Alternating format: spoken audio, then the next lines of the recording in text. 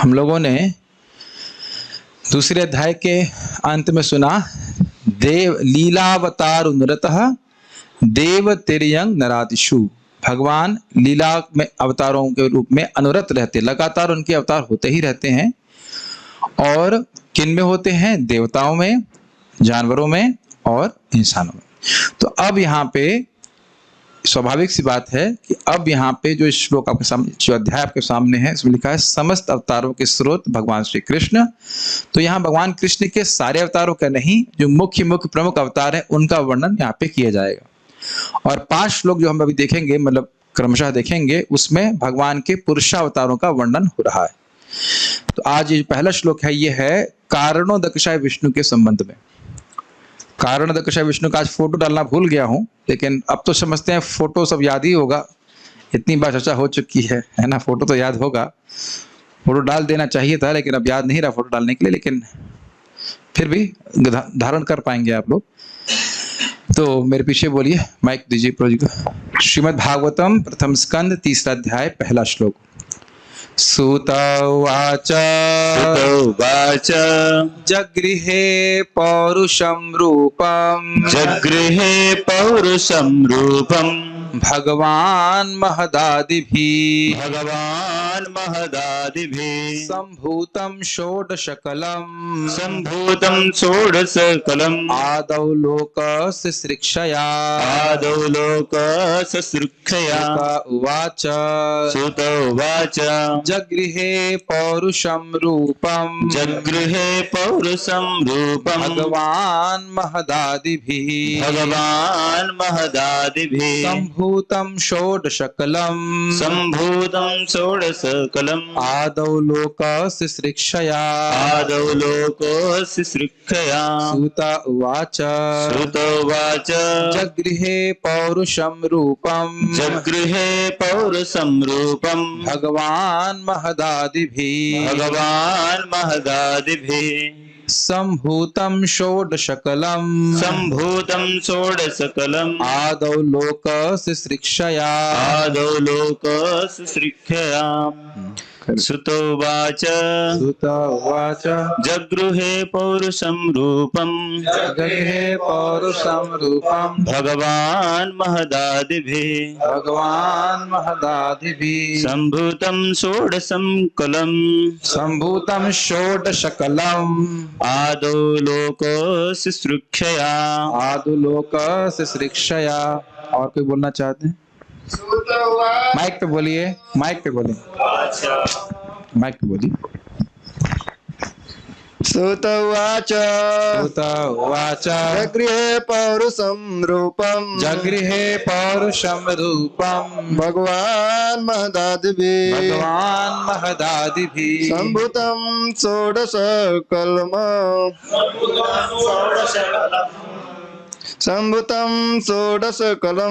सम्भूतं षोडशकलम् आदौ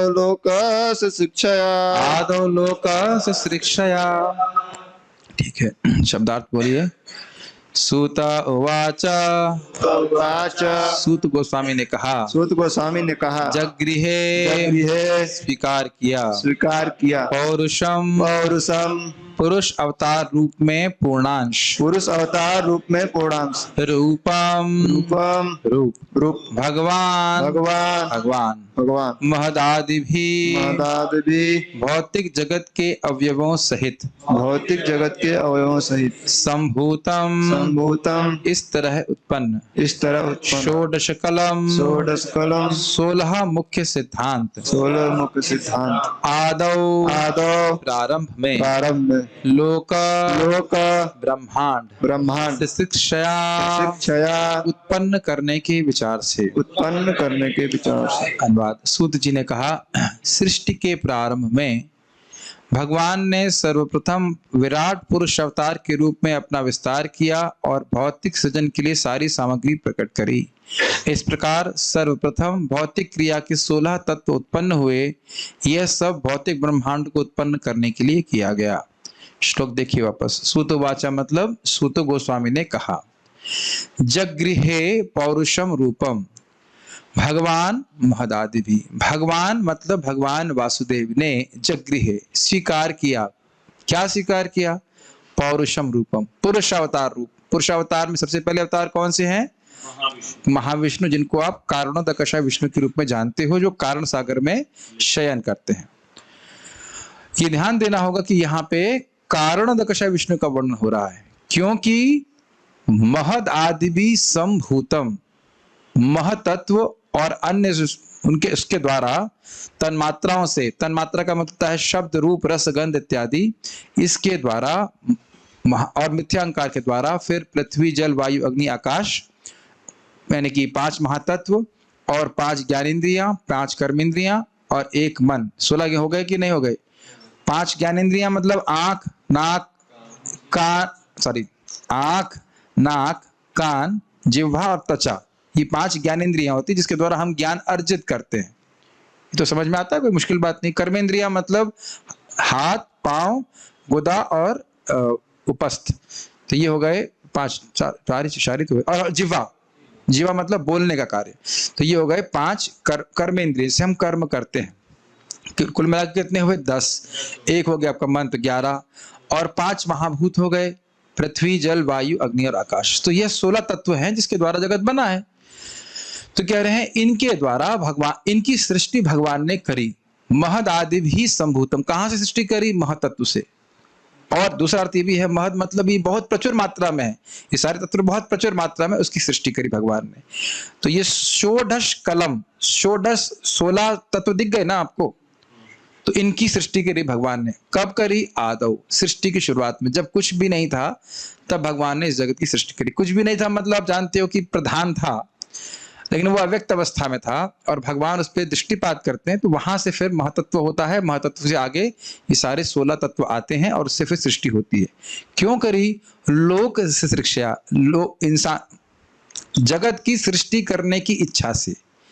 जैसे एक शब्द है जिजीविषा, जीने की इच्छा, समझ रहे हैं, जीने की इच्छा। इसी तरह शिश्रिक्षया, सृष्टि करने की इच्छा के कारण।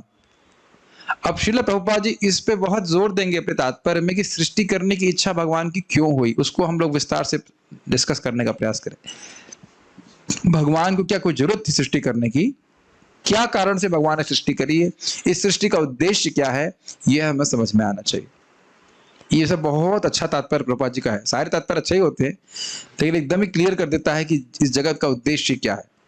क्या आप इस जगत में दुखी हैं, फ्रस्ट्रेट हैं? वेरी गुड, यही इस जगत का उद्देश्य है, आपको फ्रस्ट्रेट करना। जितना आप सोचते हो कि कंट्रोल करने की भावना होगी, उतने आप दुखी होंगे। आज मुझे इतनी हंसी आ रही थी, मैं प्रभु जी से झगड़ा कर लिया कैमरे के पीछे। कैमरा लाना चाहिए, कैमरा लाना चाहिए, कैमरा आना चाहिए, कैमरा आना चाहिए, लेकिन नहीं आना चाहिए, नहीं आना चाहिए, नहीं आना चाहिए, नहीं चाहिए। फिर बाद में रिफ्लेक्ट कर रहा हूँ कि आज से 17 साल हो गए, कभी मैंने कैमरे की इच्छा नहीं करी। जब से भक्ति में आया हूँ तब से कभी कैमरे के बारे में नहीं सोचा मैंने, और इतना आज कैमरे के बारे में सोचने लग गए कि हम झगड़ा करने लगे। कैमरा आना चाहिए, कैमरा आना चाहिए, कैमरा आना चाहिए। ऑब्वियसली अपना सेल्फी लेने के लिए नहीं था, वो सेवा के लिए था। लेकिन जो कुछ भी है, कंट्रोल की भावना आएगी तो कोई ना कोई व्यक्ति आपको जरूर बोर करेगा, फ्रस्ट्रेट करेगा ही। और सभी जीवों के अंदर कंट्रोलर की भावना, इंजॉयर की भावना है। इसको निकालने के लिए भगवान ने सृष्टि करी। तुम कंट्रोलर नहीं हो। और ये एक उदाहरण है, कितने उदाहरण आप देखेंगे कि आप कंट्रोल करना चाहते हो और फुस हो जाती है भावना, वो नहीं होती। कभी जीवन में अनुभव किए इस बात को? ये बना भगवान ने, हम केंद्र में बनना चाहते हैं, केंद्र में रहना चाहते हैं, लेकिन ये यूनिवर्स एक यूनिवर्सिटी की तरह है जो सिखा रहा है बेटा तुम केंद्र में नहीं हो, केंद्र में कृष्ण है, कंट्रोल कृष्ण कर रहा है। खैर वो सब तो होता ही रहता है, कोई बड़ी बात तो है ना है। लेकिन बात ये है कि भगवान ने सृष्टि करी क्यों? बहुत गंभीर बात है कि भगवान ने सृष्टि क्यों करी। कुछ लोग जानते होंगे, लेकिन हम चर्चा करने का फिर भी प्रयास करेंगे। बहुत गंभीर बात है, जो उसको समझ जाएगा वो मुक्त हो जाएगा, इतना गंभीर है। तो आगे हम पढ़ते हैं। अच्छा, इसका एक अर्थ ये है, दूसरा अर्थ और भी है। ये अर्थ समझ रहे हैं ना कि भगवान ने पुरुषावतार रूप को स्वीकार किया और जगत की सृष्टि करी, और इसमें 16 अंश हैं। अब एक और अर्थ है, भगवान ने पुरुषावतार रूप स्वीकार किया, महद आदि की सृष्टि करी, महतत्व की सृष्टि करी, और भगवान अपनी 16 कलाओं के संग प्रकट होते हैं विभिन्न अवतारों में, जैसे मत्स्य अवतार और कूर्म अवतार। तो ये भगवान महाविष्णु के 16 कलाओं में माने जाते हैं। तो भगवान जो पुरुषावतार हैं वो जगत पे अवतरित नहीं होते हैं, लेकिन अपने कलाओं के द्वारा जगत पे प्रकट होते हैं। तो ये चक्रवर्ती पाद अर्थ लेते हैं। प्रभुपाद जी ने श्रीधर स्वामी जी का अर्थ लिया है। तो दो अर्थ हैं, दोनों अर्थ को ही हम ग्रहण करेंगे। श्रीधर स्वामी की टीका पढ़ेंगे, चक्रवर्ती पाद की टीका भी पढ़ेंगे और श्रीला प्रभुपाद जी की टीका भी पढ़ेंगे। तो दो अर्थ आप समझ ही रहे हो, भागवत में अलग अलग अर्थ है, थोड़ा थोड़ा अंतर हो जाता है। वही पुरुषावतार है लेकिन उनको थोड़ा अलग तरह से डिस्क्राइब किया जा रहा है। अच्छा, और एक और बात है, यहाँ पे श्रीला प्रभुपाद जी विराट पुरुष क्यों लिख रहे हैं ट्रांसलेशन में? विराट पुरुष क्या होता है जरा समझ लेना चाहिए। विराट पुरुष का मतलब होता है, धारणा की जाती है कि ये पूरा जगत जो ब्रह्मांड है ये भगवान के शरीर जैसा है। भगवान के शरीर जैसा है, भगवान का शरीर नहीं है। तो जितने भी 16 तत्व हैं उनका उनसे बना हुआ शरीर भगवान का माना जाता है विराट पुरुष।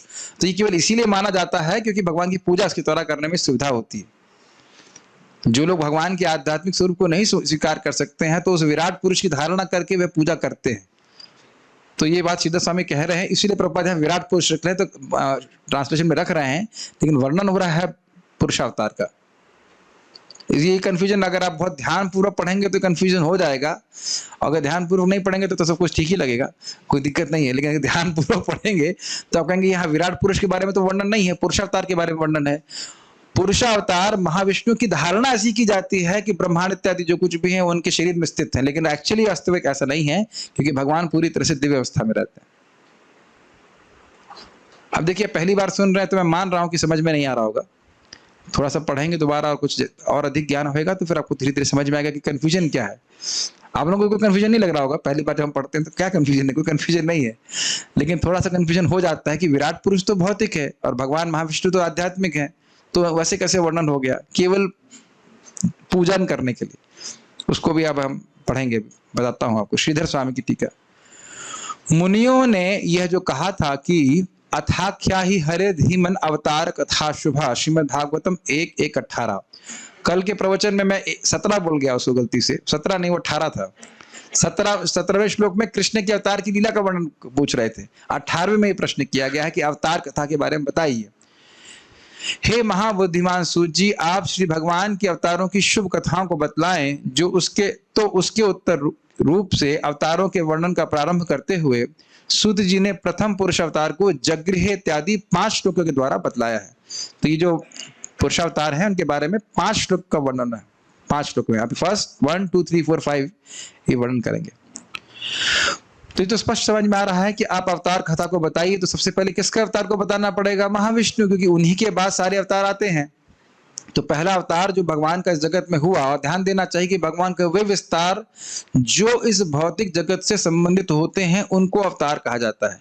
भगवान के सारे विस्तार इस जगत संबंध नहीं रखते हैं, ये ग्रहण कर लेना चाहिए। तो इसलिए उनको अवतार नहीं कहेगा। जब वो भगवान जगत में आते हैं, अवतरति इति अवतार, तो जब अवतरण करते हैं जगत में तब उनको अवतार कहा जाता है। तो भगवान महाविष्णु हमेशा विद्यमान रहते हैं, ध्यान दीजिएगा, ये भी टीका में आने वाला है। भगवान महाविष्णु हमेशा रहते हैं, वो शाश्वत हैं। कहीं ये मत सोच लीजिएगा कि जगृह पौरुषम रूपम, तो ऐसा सोच लिया जाए जैसे हम लोग अपने शरीर को स्वीकार करते हैं, ऐसा नहीं सोचना चाहिए। भगवान महाविष्णु हमेशा रहते हैं, बस ये समझ लीजिए कि सृष्टि करने के लिए अब दृष्टिपात करते हैं, इसलिए कहा जा रहा है जगृह पौरुषम रूपम। कह रहे हैं कि पुरुष रूप को स्वीकार किया, तो ये धारणा मत कीजिएगा कि पुरुष रूप जो है वो पहले नहीं था और भगवान ने स्वीकार किया। वो हमेशा विद्यमान रहता है, ऊपर से जा रहा है, बात समझ में आ रही है भाई? एक शब्द कितना गंभीर है। तो बात आ रही है यहाँ पे कि 5 श्लोकों में पुरुषावतारों के बारे में वर्णन हो रहा है। तो महदादिवी पद का अर्थ क्या है? महदादिवी पद का अर्थ है महान अहंकार तथा 5 तन मात्राओं रूप रस गंध स्पर्श और शब्द से उस पुरुष में 11 इंद्रियां, 5 ज्ञानेंद्रियां और 5 कर्मेंद्रियां तथा 1 मन तथा 5 महाभूत भूमि जल वायु अग्नि आकाश, ये 16 कलाएं अंश रूप से उत्पन्न हो गईं। यद्यपि श्री भगवान का दिव्य विग्रह इस प्रकार का नहीं है, फिर भी जीवों के अंतर्यामी भगवान का विराट रूप से इस प्रकार का वर्णन उपासना के लिए किया गया है, यह जानना चाहिए। अब समझ में आ रहा है प्रभुपाद जी विराट पुरुष को कह रहे हैं उधर स्वीकार किया, तो कहने की शैली ऐसी, स्वीकार किया और 16 कलाएं उत्पन्न हो गई। 16 कला मतलब 5 ज्ञानेंद्रियां, 5 कर्मेंद्रियां, 1 मन और 5 महाभूत। तो आदमी सोचेगा अच्छा, जैसे मेरे भौतिक शरीर है वैसे ही भगवान का भी होगा। तो श्रीधर स्वामी क्लियर कर रहे हैं कि ना, ऐसा नहीं है। भगवान का रूप तो पूरी तरह चिन्मय है, आध्यात्मिक है, लेकिन उनकी धारणा करने के लिए जो व्यक्ति भगवान के आध्यात्मिक स्वरूप की धारणा नहीं कर पाता है, उसको ऐसा बोला जाता है कि वह विराट रूप की धारणा करे, तो इसलिए बोला जाता है। ठीक, सारार्थ दर्शनी, थोड़ा सा हल्का सा अर्थ वो अलग लेंगे। यह तीसरा अध्याय ऋषियों के अवतार कथा के संबंध में जो प्रश्न था उसका उत्तर है। तो स्पष्ट है, यह अध्याय वर्णन करता है कि भगवान एक रूप में होते हुए भी अवतरित होते हैं और विभिन्न लीलाएं करते हैं। तो ये आपने पिछले श्लोक में सुना था ना, देव तिर्यंग नरादिषु, देवताओं में, जानवरों में और मनुष्य में भगवान विभिन्न लीलाएं करते हैं। लेकिन ये नहीं समझना चाहिए कि वो अलग व्यक्ति हैं, वो भगवान के ही विभिन्न स्वरूप हैं जो भगवान अपने विभिन्न स्वरूपों को एक होते हुए भी प्रकट करते हैं। ठीक है, कोई दिक्कत नहीं, ये ठीक तो है, लेकिन बड़ी अद्भुत बात है ना, एक ही समय में आप कितनी जगह एक साथ प्रस्तुत हो रहे हैं और विभिन्न लीलाएं कर रहे हैं, कितनी आश्चर्य बात है, आश्चर्यजनक बात है। इसी पे सच्चिदानंद महाराज बहुत सुंदर कह रहे थे कि हम नहीं समझ पा रहे हैं, लेकिन भगवान अपनी अचिंत्य शक्ति से अपने आप को अपने नाम के रूप में विस्तारित करते हैं, और जब हम जप करते हैं तो बिल्कुल अपनी अचिंत्य शक्ति से हमारी जिह्वा के ऊपर प्रकट हो जाते हैं। आज एक भक्त थे, उनको बोल रहा था कि उनके मित्र ने फोन किया होगा, वो दुखी थे, तो हमने कहा आपने क्यों नहीं हरे कृष्णा के बारे में बताया, थोड़ा गुस्सा हो रहा था, आपने क्यों नहीं हरे कृष्णा के बारे में बताया, तो सोच रहे थे मैं किसी और वजह से गुस्सा हूं। हमने कहा नहीं, आप समझ नहीं पा रहे हैं, किसी को हरे कृष्णा आपने दिया तो उसे कितना बड़ा लाभ हो जाएगा, क्यों नहीं बताया आपने उनको हरे कृष्णा के बारे में। दुखी व्यक्ति तो वही समझिए कि क्या है, लोहा गर्म है, मार दो हथौड़ा। जब आदमी दुखी होता है तो जरूर भगवान का नाम को उच्चारण कर लेता है, उसका शाश्वत लाभ हो जाता है उस टाइम। दुखी तो वैसे जगत में ऐसे भी होता ही है, दुखी करने के लिए जगत है, वो क्या कह सकते हैं, लेकिन भगवान का नाम जप करेगा तो कितना बड़ा मुक्ति का मार्ग खुल गया है उसको पता नहीं।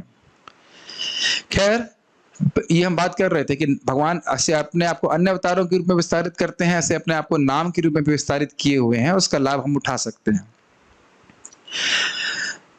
पिछले अध्याय के अंत में कहा गया कि भगवान नित्य ही अपने विभिन्न लीला अवतारों को प्रस्तुत करते रहते हैं। लीलावतार निरतः देव तिर्यंग नरादिषु, तो वे कौन सी लीलाएं हैं, क्या लीला करते हैं, प्रश्न होगा, और कौन से अवतार हैं। यदि यह प्रश्न हो तो श्री सूत गोस्वामी इन 5 श्लोकों में पुरुषावतारों के वर्णन के द्वारा अवतारों के वर्णन को प्रारंभ करते हैं। तो बड़ा स्पष्ट एकदम क्लियर है कि क्या लिंक है। पौरुषम अर्थात पुरुष रूप, या जिनको पुरुष के रूप में परिभाषित किया जाता है। ये बहुत सुंदर बात है, भगवान पुरुष रूप में दिख रहे हैं, लेकिन न तो वो पुरुष है न वो स्त्री है। ये बात समझ में आ रही है? उनमें स्त्री और पुरुष ये एक उपाधि है, आत्मा स्त्री और पुरुष नहीं है। समझ रहे हैं? मैं आज मान रहा हूं, इस जीवन में मान रहा हूं कि मैं पुरुष हूं, हो सकता हो पिछले जन्म में अपने पति से आसक्त रहा हूं। पति से आसक्त रहे हो, क्या कहना चाहते हो आप? हो सकता है पिछले जन्म में स्त्री रहा हूं, कौन जानता है, या बेटे से आसक्त रहा तो अब ये पुरुष शरीर प्राप्त हो गया। इसीलिए प्रभुपाद जी का आपने वो कोटेशन देखा है जो कृष्ण हॉल में लगा हुआ है, बहुत खतरनाक कोटेशन है कि पति पत्नी में आसक्त है और पत्नी पति में आसक्त है, तो पत्नी अगर मरेगी तो कम से कम पुरुष का शरीर मिलेगा, तो उसके लिए ठीक है, लेकिन पति मरा और पत्नी में आसक्त हुआ फिर लड़की का शरीर मिला, वो ठीक नहीं है। क्या क्यों ठीक नहीं है? क्योंकि आपके पास वो स्वतंत्रता नहीं रहती, उस पत्नी आपको दूसरे पे आश्रित रहना पड़ता है। दिक्कत तो है ना, बहुत सारी कठिनाई। हम उस झमेले में नहीं पढ़ना चाहते कौन श्रेष्ठ है कौन नहीं है, वो सब नहीं कहना चाहते, लेकिन प्रभुपाद जी इस बात को बोलते हैं कि सामान्यतः पुरुष का शरीर आध्यात्मिक जीवन के लिए अच्छा माना जाता है, लेकिन दोनों ही शरीर खराब है। अगर कृष्ण का स्मरण कर रहे हैं तो अच्छा रहेगा ना, भगवान के पास चले जाएंगे। भाई पुरुष के शरीर लेने के लिए भी माँ के गर्भ से तो होके आना ही पड़ेगा। तो क्या हम बात ये कर रहे थे कि पुरुष रूप धारण किया है तो पुरुष आकार हैं, लेकिन उनको आप क्या हुआ, एक क्वेश्चन बाद में, तो वह है पुरुष और एटलीस्ट टीका के बाद, तो वह पुरुष के रूप में है, लेकिन उनको आप उस तरह से वो धारणा नहीं करिए कि भगवान ने कोई पुरुष रूपी उपाधि स्वीकार की है। मैं फिर से रिपीट कर रहा हूं, भगवान महाविष्णु शाश्वत रूप से विद्यमान रहते हैं। जैसे आप धारणा करते हो भगवान विष्णु की, उसी तरह से है। कारणोदकश विष्णु की धारणा है ना, कारण सागर में लेटे हुए हैं। अब तो याद हो गया होगा, कितनी बार पढ़ा चुके हैं उनको, उनके बारे में। तो वो हमेशा ही रहते हैं कारण सागर में, वो हमेशा लेटे रहते हैं। ऐसा नहीं भगवान सोचते हैं फिर लेटना चालू करते हैं, वो लेटे ही रहते हैं। बस प्रकृति पे दृष्टिपात कभी कभी करते हैं, सृष्टि कभी कभी करते हैं। ये समझ रहे हैं ना मेरी बात? हमारी तरह पुरुष और स्त्री रूपी उपाधि को ग्रहण नहीं कर रहे हैं। मैं यहाँ पे थोड़ा स्लो हो जा रहा हूं ताकि बात घुस जाए दिमाग में। जगृहे पौरुषम रूपम, उन्होंने पौरुष रूप स्वीकार किया, पुरुष रूप स्वीकार किया। वो मेरी तरह नहीं किया कि जो मैं इस पुरुष रूप को स्वीकार किया हूं, इस पुरुष उपाधि को धारण किया हूं, ऐसे भगवान उपाधि नहीं धारण किए हैं। कुछ डाउट हो रहा है प्रभु जी? समझ में आ रहा है? नहीं समझ में आ रहा है? आ रहा है, ठीक है। अच्छा अब ऐसे से करें। फाइनली किसी ने बोला नहीं समझ में आ रहा था कि मैं दोबारा समझावा, नहीं आता तो सब लोग पास कर देते हैं। चलो कथा पार करो, कथा पार करो। डाउट हो रहा था उसका अपना ध्यान नहीं। क्लियर समझ में आ रहा है ना? हमारी तरह वह उपाधि ग्रहण नहीं करते हैं, ठीक है। यह जिनको पुरुष के रूप में परिभाषित किया जाता है, जो मुझे स्मरण आ रहा है, जो पुरी में शयन करते हैं उनको पुरुष कहते हैं। लेकिन मैं स्मरण से बोल रहा हूं, अभी एकदम से कोट नहीं कर सकता। महाराज जी से सुना था लेकिन अभी एकदम से क्लियर याद नहीं आ रहा। परंतु यह कहने के द्वारा कि भगवान ने यह रूप स्वीकार किया, तो इससे तो यह अर्थ होगा कि यह पुरुष पहले अस्तित्व में नहीं था, अर्थात यह रूप शाश्वत नहीं है। देखिए, अच्छा ये शैली बड़ी सुंदर है। खुद ही वो डाउट प्रस्तुत करेंगे फिर उसको निराकरण करेंगे। आपने कहा जगृहे पौरुषम रूपम, पुरुष रूप स्वीकार किया, इसका मतलब है कि वो पुरुष रूप शाश्वत नहीं है। ये तो कहना चाहते हैं आप लोग। भाई आप लोग कहते हो ना हमने ये शरीर इस जन्म में स्वीकार किया, तो उसका मतलब ये शरीर तो पहले नहीं था। तो आप यही कह रहे हैं ना? मान लो कोई शंका प्रस्तुत करे तो बोलते हैं नहीं, मानो यह शंका हो तो कहें संभूतम, अर्थात सम्यक भूतम, अर्थात शाश्वत रूप से विद्यमान रहने वाला। तब देखिए अर्थ थोड़ा अलग हो गया। प्रभुपाद जी और सिद्ध स्वामी क्या अर्थ ले रहे हैं? संभूतम मतलब भगवान के द्वारा ये 16 तत्व प्रकट हुए, और यहां पे संभूतम का अर्थ क्या ले रहे हैं? भगवान का रूप शाश्वत है। सम्यक भूत, भूत मतलब अस्तित्व, जिसका बहुत अच्छा अस्तित्व है। हमेशा से ही महाविष्णु रहते हैं। कब से रहते हैं?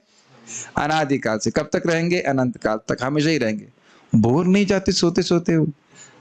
एक प्रश्न आ सकता है, अनादिकाल से सो ही रहे, बोर नहीं हुए? नहीं, उनकी नींद योग निद्रा है, उसमें अपने आनंद में सो रहे हो। अब बीच बीच में हल्का सा आंखें खोलते हैं, जैसे कुछ लोग होते हैं ना आधी आंखें खोलते हैं लेकिन आधी आंखें खोल के सोते हैं। तो मैं क्षमा चाहूंगा, भगवान आंखें पूरी बंद नहीं करते हैं, आधी आंख ही खुली रहती है। अर्ध निद्रा मुद्रा में ही रहते हैं, योग निद्रा। वह अपने स्वरूप में सदा ही विद्यमान रहता है, जो परम सत्य है। रहते हैं होना चाहिए था, क्षमा कीजिएगा, भगवान के लिए रहता नहीं होना चाहिए। वह अपने स्वरूप में सदा ही विद्यमान रहते हैं, वह अपने स्वरूप से कभी च्युत नहीं होते। भाई जैसे हम लोग सो जाते हैं तो बिल्कुल भूल जाते हैं ना कि कौन है। इस प्रकार की निद्रा की धारणा भगवान कारण दक्षाय विष्णु के संबंध में बिल्कुल नहीं करना चाहिए। सो ही रहे अनादिकाल से, तो मतलब तो भूल गएंगे। अच्छा एक अमेजिंग बात है कि सो रहे हैं लेकिन सोच रहे हैं कि सृष्टि होनी चाहिए, लोक शिक्षा। इसीलिए कहीं कहीं आचार्यगण बोलते हैं कि ये पूरा जगत महाविष्णु का एक स्वप्न मात्र है। काफी लंबा स्वप्न है। Quite amazing, is it not?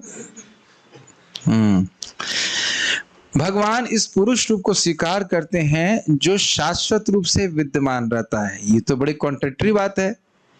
अरे अभी आप कह रहे हो स्वीकार करते हैं, और अभी आप कह रहे हो कि शाश्वत रूप से विद्यमान रहता है ये जो कारण दक्षाय विष्णु। तो देखिए एक्सप्लेनेशन देखिए, बड़ा हम क्या कहें इसको, बड़ा उत्तम कोटि का एक्सप्लेनेशन है, बड़ा युक्तिपूर्ण एक्सप्लेनेशन दे रहे हैं चक्रवर्ती पाद, ताकि वे ब्रह्मांडों की सृष्टि कर सकें। वे उस शाश्वत रूप को स्वीकार करते हैं, मतलब जो रूप पहले से था उसको स्वीकार करते हैं। हम ऐसा कोई वाक्य नहीं देखते जिसमें कहा जाए कि उसने उस घड़े को स्वीकार किया जहां घड़ा पहले से विद्यमान ना हो। बहुत सुंदर बात है, समझ में आया? अभी देखिए, अरे देखना तो पड़ेगा मैं क्या कर रहा हूं। घड़ा है ना ये पानी का, था ना पहले से, अब तो पानी पी रहा हूं ना। तो पानी तो हमेशा नहीं पी रहा था, क्लास दे रहा हूं, बीच में पानी पीने की इच्छा हुई तो पानी पी लिया, घड़ा तो पहले से था। अब समझ में आया, घड़ा मतलब क्लास, मग्गा जो भी ब्रह्मचर्य आश्रम में मग्गा ही मिलता है, जो भी है ग्रहण कर रहे हैं, समझ, ये लॉजिक समझ रहे हैं। देखिए लॉजिक आचार्यगण नहीं त्यागते हैं, लेकिन वो शास्त्र के अनुसार युक्ति देते हैं। तो महाविष्णु का स्वरूप तो पहले से विद्यमान था, लेकिन भगवान ने स्वीकार किया, मतलब भगवान की इच्छा से महाविष्णु ने अब जगत की सृष्टि करी। वो महाविष्णु और भगवान में कोई अंतर नहीं है, वही व्यक्ति हैं। कृष्ण बलराम जी से चतुर्व्यूह, उसके बाद फिर दूसरे चतुर्व्यूह, उस सेवा उन संकर्षण से महाविष्णु आए। वो उनमें भेद नहीं देखना चाहिए, वो वही व्यक्ति हैं। तो स्वीकार किया, मतलब भगवान ने अब सृष्टि करना की इच्छा करी कि सृष्टि हो। लोक से सृष्टया, रूप पहले से विद्यमान था।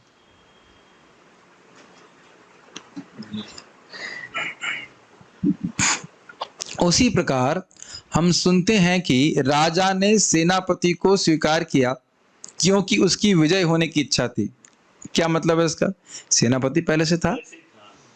अब देखिए उपमा आपको उतनी भाग में ग्रहण करनी पड़ेगी कि सेनापति पहले से थे और स्वीकार किया क्योंकि विजय प्राप्त करने की इच्छा थी। युद्ध हमेशा होता है, सेनापति हमेशा रहता है।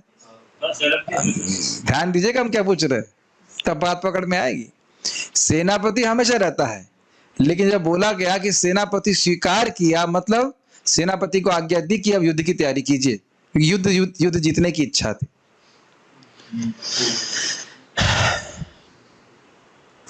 एक शब्द पे कितना विचार किया, जगृहे शब्द पे विचार चल रहा है, केवल जगृहे शब्द पे स्वीकार किया। युक्तेष्माद आवृते भूतम प्राण्य अतीते समय त्रिषु, अमर कोश कहता है, ये सब वो युक्ति दे रहे हैं। अमर कोश कहता है कि भूत शब्द का अर्थ है जुड़ा हुआ, पृथ्वी आदि तत्व पंचमहाभूतवादी, आवृत प्राणी भूतकाल में और तीनों लिंगों में, मतलब पुल्लिंग स्त्रीलिंग और कौन सा तीसरा होता है न्यूट्रल नपुंसकलिंग में। नोट, यहां भूत शब्द का अर्थ है युक्त होकर के। संभूतम मतलब भगवान का रूप तो पहले से था, लेकिन भगवान ने उसको स्वीकार किया, मतलब भगवान की इच्छा से अब महाविष्णु भगवान सृष्टि करना शुरू कर रहे हैं। सृष्टि करना शुरू किया सृष्टि की शुरुआत में, वहीं से टाइम पे गिनती चालू हो गई, ऐसे कह सकते हैं। ऐसे तो टाइम अनादि है। यह संभूत शब्द को श्लोक क्रमांक 6 में वर्णित व्यक्ति के साथ भी लेना होगा, जिसका वर्णन स एव प्रथमम देव से और अन्य श्लोकों में होगा। मतलब वही प्रथमम देव, यही भगवान महाविष्णु अवतार ग्रहण करते हैं। छठे श्लोक से अवतारों का वर्णन हो जाएगा कि चार कुमारों के रूप में आए, नारद जी के रूप में आए, ऐसे ऐसे करके बहुत सारे वर्णन आएंगे। तो वही बोल रहे हैं कि ये भगवान संभूत, मतलब जो शाश्वत हैं, जो भगवान महाविष्णु शाश्वत हैं, वही अपने आप को विभिन्न अवतारों के रूप में प्रस्तुत करते हैं। समझ में आ रहा है संभूतम शब्द का? तो इसीलिए भागवतम बड़ी अद्भुत है। बस भागवतम में कोई झगड़ा नहीं है। हाँ, अगर कोई संवाद है, झगड़ा विवाद कुछ नहीं। जगत की क्यों किया? जगत की समष्टि और व्यष्टि रूप से सृष्टि महतत्व, अहंकार और अन्य तत्वों के द्वारा करने के लिए वैकुंठपति भगवान ने पुरुष का रूप स्वीकार किया, जो पूर्ण चंद्रमा के समान मत्स्य कूर्म आदि 16 कलाओं से युक्त है। अब आप जरा थोड़ा समझिए। समष्टि मतलब होता है एग्रीगेट, पूरे जगत की एक साथ सृष्टि करने के लिए, इसे वो कहते हैं समष्टि। और व्यष्टि मतलब एक एक ग्रह, एक एक व्यक्ति की सृष्टि करने के लिए भी। हमारे शरीर में बुद्धि तत्व है कि नहीं? सूक्ष्म शरीर में है, मन है और हमारी इंद्रियां हैं, सब कुछ है ना। तो क्या मन समष्टि व्यष्टि रूप से, इंडिविजुअल रूप से हमारे पास है या नहीं है? है। और पूरा समग्रता टोटलिटी में ले लें तो मन है कि नहीं, महतत्व है कि नहीं? तो कह रहे हैं कि एक साथ सबकी सृष्टि करने के लिए और इंडिविजुअल सृष्टि करने के लिए। अगर आपको नहीं समझ में आ रहा तो समझिए, करना मत। प्रभु पूड़ी बनवाते हैं आपने, तो पूड़ी बनवाने के लिए सबसे पहले समष्टि रूप से आटा गूंथ लेते हैं कि नहीं? 10-20 किलो आटा गूंथते हैं, फिर व्यष्टि रूप से एक एक पूड़ी छानते हैं ना, फड़ फड़ फड़ फड़, मतलब जैसे जो भी आवाज होती है, छप छप छप छप। समष्टि व्यष्टि समझ में आया? अब एक साथ आटा गूंथ लिया तो वही आटा तो हर पूड़ी में व्याप्त है कि नहीं? तो एक एक एक एक पूड़ी छन रही है, तो ये हमारी जो शरीर है वो एक एक पूड़ी की तरह हो गए, और पूरा आटा जो हो गया वो महतत्व की तरह हो गया, एकदम पूरा सारा सामग्री इकट्ठी कर ली, एक एक ब्रह्मांड की सृष्टि कर रहे हैं और एक एक जीवों की शरीर की सृष्टि कर रहे हैं। समझ में आया बात? ठीक है। और षोडश शकलम की क्या व्याख्या हो रही है? षोडश शकलम मतलब वह भगवान महाविष्णु 16 कलाओं से युक्त हैं, मतलब मत्स्य कूर्म आदि जो अवतार हैं वो उनकी कला है, उनके अंश हैं, ये बात बोल रहे। ध्यान देना होगा कि प्राय जितने अवतार हैं वे महाविष्णु से आते हैं। मैं शब्द यूज कर रहा हूं प्राय, क्योंकि नरसिंह देव, भगवान श्री राम और भगवान कृष्ण ये, और बलराम जी भी कह लीजिए, ये महाविष्णु से नहीं आते हैं। ध्यान देके चलिएगा, भगवान श्री राम, नरसिंह देव और भगवान कृष्ण, बलराम जी भी जोड़ लीजिए उसमें, वो डायरेक्ट गोलोक मतलब आध्यात्मिक जगत से आते हैं। ये सब लघु भागवतामृत में स्पष्ट रूप से समझाया गया है। तो स्पष्ट रूप से कब समझेंगे हम लोग? जब हम पढ़ाएंगे उसको। अब कब पढ़ाएंगे? अब आप लोग तो केवल 1 ही घंटा क्लास सुनना चाहते हैं, अगर आप 3 घंटे का मौका दें तो वो भी पढ़ा देंगे उसको, क्या दिक्कत? बृहद भागवतामृत भी पढ़ा देंगे। लेकिन मुझे पता है कि वो क्लास फिर 2 ही दिन चलेगी, फिर सब लोग भाग जाएंगे, तो इसलिए श्रीमद् भागवतम श्रवण करें, वही सबसे अच्छा है। बाकी देखेंगे, अब समय होगा तो पढ़ाएंगे उसको। इंग्लिश में जब गीता पूर्ण हो जाएगी तो फिर ऐसे स्पेशल ग्रंथ लेकर इंग्लिश में सुबह सुबह पढ़ाएंगे उसको। शब्दकोश के अनुसार कला अर्थात 1/16वां भाग और षोडश कला अर्थात 16 कलाओं से युक्त। कला का अर्थ थोड़ा समझ लेना चाहिए, मैं ये बताना भूल गया। पूर्ण चंद्रमा के समान क्यों कह रहे हैं? चंद्रमा पूर्ण तो देखते ही है पूर्णिमा का, और वह विभिन्न कलाएं प्रस्तुत करता ही है अपना। 15 दिन की कलाएं होती हैं, 16 दिन की होती हैं? 15 दिन की हुआ, 15 के 16, 16वें दिन पूर्ण हो जाता है, तो इसलिए 16 कला कह लीजिए, और 16वां दिन पूर्ण रूप से पूर्णिमा का चंद्रमा प्रस्तुत हो जाता है। तो जिस प्रकार से कला चंद्रमा अपनी 16 कलाएं प्रस्तुत करता है, भगवान भी अपने विभिन्न अवतारों को प्रस्तुत करते हैं, जो उनके 1/16वें भाग है, ऐसा मोटा मोटी समझ लेना चाहिए। यह कृपया आप इसमें मैथमेटिक्स मत लगाइएगा। अच्छा, महाविष्णु की शक्ति 100, तो इनके अवतारों की शक्ति 16%, 1/16। हाँ, तो ये समझ लेना चाहिए, भगवान महाविष्णु की शक्ति कितनी है? अनंत शक्ति है। तो वहां हिसाब मत लगाइएगा कि इसमें से अनंत शक्ति से 1/16 करेंगे तो ये सब नहीं। वैसे एक बात है, मैथमेटिक्स लगा भी सकते हो, इन्फिनिटी को 16 से डिवाइड करोगे तो कितना आएगा? इन्फिनिटी आएगा। ये भी मैथमेटिक्स लगा सकते हैं। तो आप समझ लीजिए कि भगवान के जो कलाएं हैं, जो मत्स्य आदि अवतार हैं, विष्णु तत्व अवतार हैं, वे भी अनंत रूप से शक्तिशाली हैं। बस वह देश काल के अनुसार जितनी आवश्यकता होती है उतनी शक्ति प्रस्तुत करते हैं, ये ध्यान देना होगा। भाई चंद्रमा को आप जब देख रहे हो एकादशी के जस्ट बाद, तो थोड़ी रोशनी प्रकाशित कर रहा है, क्योंकि उस दिन उतनी ही शक्ति प्रकाशित की जानी चाहिए। चंद्रमा में तो चंद्रमा में चांदनी उतनी ही है। ये बातें तो अगर फिर से बार बार आएंगी तो आपको मन में घुस जाएंगी बात, ठीक है।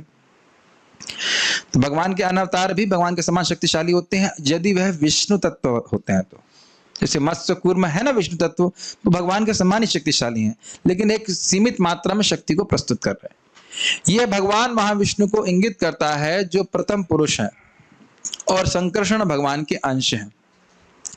इसको आप जगृह को एक और तरह समझ लीजिए। आपको याद हो, हम लोग ने अद्वैताचार्य जी के संबंध में सुना था कि भगवान संकर्षण अपने आप को महाविष्णु के रूप में विस्तार करते हैं और फिर वह जगत की सृष्टि करते हैं। तो उसी तरह से समझ लीजिए जगृह। लेकिन फिर भौतिक युक्ति मत लगाइएगा कि भगवान महाविष्णु नहीं थे और संकर्षण भगवान ने विस्तार किया और फिर वो आए और भौतिक जगत की सृष्टि हुई। ये आप युक्ति नहीं लगा सकते। यहाँ पे स्पष्ट रूप से हमने सुना संभूतम मतलब शाश्वत रहते हैं, ठीक।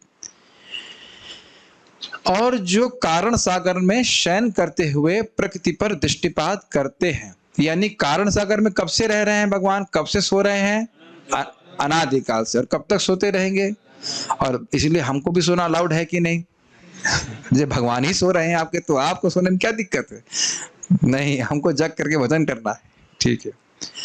तात्पर्य, श्रील प्रभुपाद जी लोक शिक्षा शब्द भी बहुत अच्छे से व्याख्या करेंगे, बहुत अच्छी तरह से करेंगे। भगवत गीता का मत है कि भगवान कृष्ण अपने पूर्णांशों के विस्तार से इन भौतिक ब्रह्मांडों का पालन करते हैं। क्विज क्विज क्विज, श्लोक कोट कीजिए। चलिए पहले बताइए कौन से अध्याय का है, कौन सा श्लोक है जो प्रभुपाद यहाँ पे कोट कर रहे हैं। इसलिए भगवत गीता सीखना बहुत जरूरी है। एकांशेन स्थितो जगत, मैं अपने एक ही अंश से पूरे जगत को धारण करता हूं। दशम अध्याय में है ना, आखिरी में, एकांशेन स्थितो जगत। तो एकांश का अर्थ यही समझ लेना चाहिए, भगवान पुरुषावतार के रूप में जो उनके अंश हैं उसके द्वारा पूरे जगत को धारण करने वाले हैं। हाँ, आपकी आवाज नहीं सुनाई पड़, अंगानि ये सकल इंद्रिय। हाँ, अच्छा प्रश्न, आपने अच्छा श्लोक बोला है, लेकिन क्या वो भगवत गीता का है? अंगानि ये सकल इंद्रिय वृत्ति मानती जो है वह इस संबंध में नहीं है कि भगवान एक अंश से भौतिक ब्रह्मांडों का पालन करते हैं। अंगानि ये सकल इंद्रिय अप्लाई करोगे कि भगवान देख करके दृष्टिपात करके सृष्टि कर देते हैं। आप श्लोक गलत नहीं कोट कर रहे हैं, लेकिन यहाँ जो बात आ रहा है, हाँ एक और आप कह सकते हैं, विष्णुर महांस इह यस्य कला विशेषो गोविंदमादि पुरुषम तम हम जाने। जो महाविष्णु जगत की सृष्टि करते हैं वे भगवान कृष्ण की कला विशेष है, वो आप कोट कर सकते हैं। तो खैर यहाँ जो भगवद गीता का श्लोक भगवान कोट कर रहे हैं वह, सॉरी प्रभुपाद जी कोट कर रहे हैं, वह है एकांशेन स्थितो जगत, 10वें अध्याय का आखिरी लास्ट में भगवान बोलते हैं, अथवा बहुनैतेन किम ज्ञातेन तवार्जुना किम ज्ञातेन तवार्जुना विष्टभ्याम इदम कृष्णम एकांशेन स्थितो जगत। पूरे विश्व को मैं अपने एक अंश से धारण कर रहा हूं। तो एक अंश का मतलब हो गया महाविष्णु। नहीं समझ में आ रहा? महाविष्णु भगवान कृष्ण के अंश हैं, ये समझ में आ रहा है? ये हिंदी समझ में आ रही मेरी? Mahavishnu is an expansion of Krishna, you understand? And Mahavishnu is maintaining the universe or universes, and that's why Lord is saying in Bhagavad Gita, by my portion of a portion I am maintaining the whole universe. What you will know about my glories? Now you can understand. अतः यह पुरुष रूप उसी सिद्धांत की पुष्टि है। किस सिद्धांत की? भगवान की भगवान कृष्ण एक अंश से ही पूरे जगत की सृष्टि का पालन कर लेते हैं, सृष्टि करते हैं और पालन कर लेते हैं।